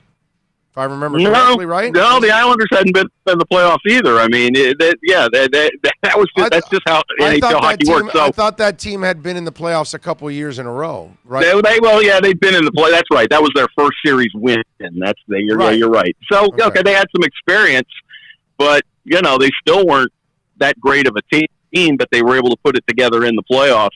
I don't know where they need to be. And right now they'd be playing Tampa. And that would be great for the area, and I think that'd be a lot of fun. But I don't like their chances just because of the matchup problem. So that'll all work itself out. Right? I mean, this is. It sounds like the dude that covers this team still hasn't figured out this team, and I don't blame him. If that's I mean, what it is, where do you want them to be? I think they match up pretty well with Washington. With the Capitals, I think they actually play the Capitals pretty well, and if they're the 8th seed. Or the final wild card as they seed it, they might play Washington, and that was my preseason prediction. And I would like the Panthers' chances against Washington, despite the 1-8 odds of it, just because of a matchup standpoint. But we'll see. I mean, we're a long way from there. We got 30-something games left to worry about all that. But it's funky because you're around the team all the time, and they're so schizophrenic. Yep. That it's kind of hard to figure them out because you haven't figured out Bob yet. We haven't figured out this defense. The one thing we do know is these boys can score. That's the one thing that we do know. But outside of that, when it comes to toughness, they get pushed around. We don't know when they're going to show up. Their defense, their goaltending. I don't blame you, dude. It's hard to figure out this freaking team. It really is. Yeah, I mean, we're going to find out. I mean, they've got a lot of good games coming up, and they've got they're going to start playing every other night. I mean, and we're going to find out about this team's toughness. And also, you hate to say this, but they haven't really been hit with the injury bug. That's true. And they've been very lucky in that regard. So as long as this team stays healthy and keeps doing what they're doing, I think they'll be fine. All right. Follow him on Twitter because he's exceptional at George Richards. Catch his fantastic work covering the Panthers on a daily basis for The Athletic. George, as always, you are a stud, my brother. We'll see you back here from Europe when you're back to cover the team on Saturday. I'm getting on a ship tomorrow, so I'll be back in plenty of time. You got it. Be good, baby. Thanks, buddy. There you go. See you, pal. George Richards, the jet setter. He's all over Europe right now hanging out with models. I mean, do you blame him? Cats don't play till Saturday. You've got all that money in the bank. You're George Richards. Man, go jet set. Go hang out in Europe. Go hang out with a couple of models. Nothing wrong with that, right? Sounds like a great plan. Of course it is. Although, there's probably a bunch of them here in town for our gathering. Yeah, no, you're right. Like the whole world. Speaking of gathering, did you hear about Christina Aguilera selling her house? Do you know where she lives? Beverly Hills. But, I mean, you know what house she lives in? Sure. Well, she bought her house for $11.5 million. It's 10,000 square feet. She bought it from Ozzy. This is the house that the Osbournes were filmed in. Oh, She's now selling it for $13.5. Okay. $2 million over what she bought it. How long did she hold it for? You know what? I didn't read that in the article, how long she's had it.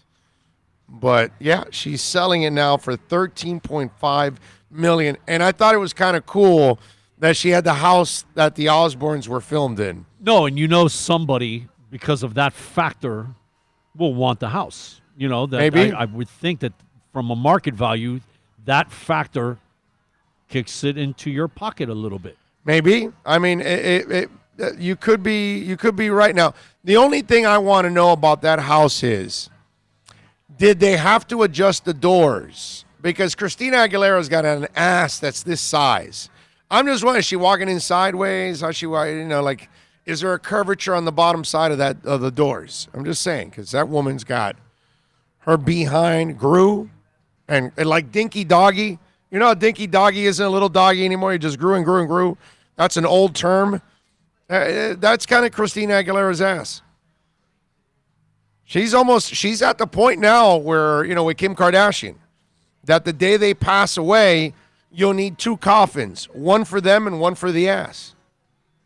I'm just saying. Just throwing it out there. That's all. So like the big Nargis the stitches on her jeans down her crack are like screaming because it's being pushed to maximum density. Yes. And it looks good, by the way. I am not the guy that will diss a big ass. If it's nice and shapely and looks good, I'm in. I'm good. Got no problem. As opposed to being out, you're in. I'm in. All the way in. Now the question is it sideways? That's the question. So there you go. All right, we got to thank George Richards for joining us on the program. We got to thank Michelle Kaufman for joining us on the program. We got to thank all of you for joining us here on the show. As always, we love you for supporting our program every single day, downloading it, listening, watching, however it is, sponsoring. Support our great sponsors like Caneswear. We didn't see 2511 South University Drive in Davie. We didn't see Brett. No, not here today. Okay. Not here today. So we thank all of you out there. Tomorrow we will be at Toyota of Hollywood, just a little east from here, and we'll be out there from 11 to 3. So if you happen to be close to the Toyota Hollywood dealership, 1841 North State Road 7, come on out, man. Join us. We would love to meet you out there at Toyota of Hollywood on Friday, 9 to 11 in the morning at Craig's Inn Acura, 1 to 4 at Hialeah Park. We'll see you tomorrow at Toyota of Hollywood. Be good out there. Y'all have a good one. See you tomorrow.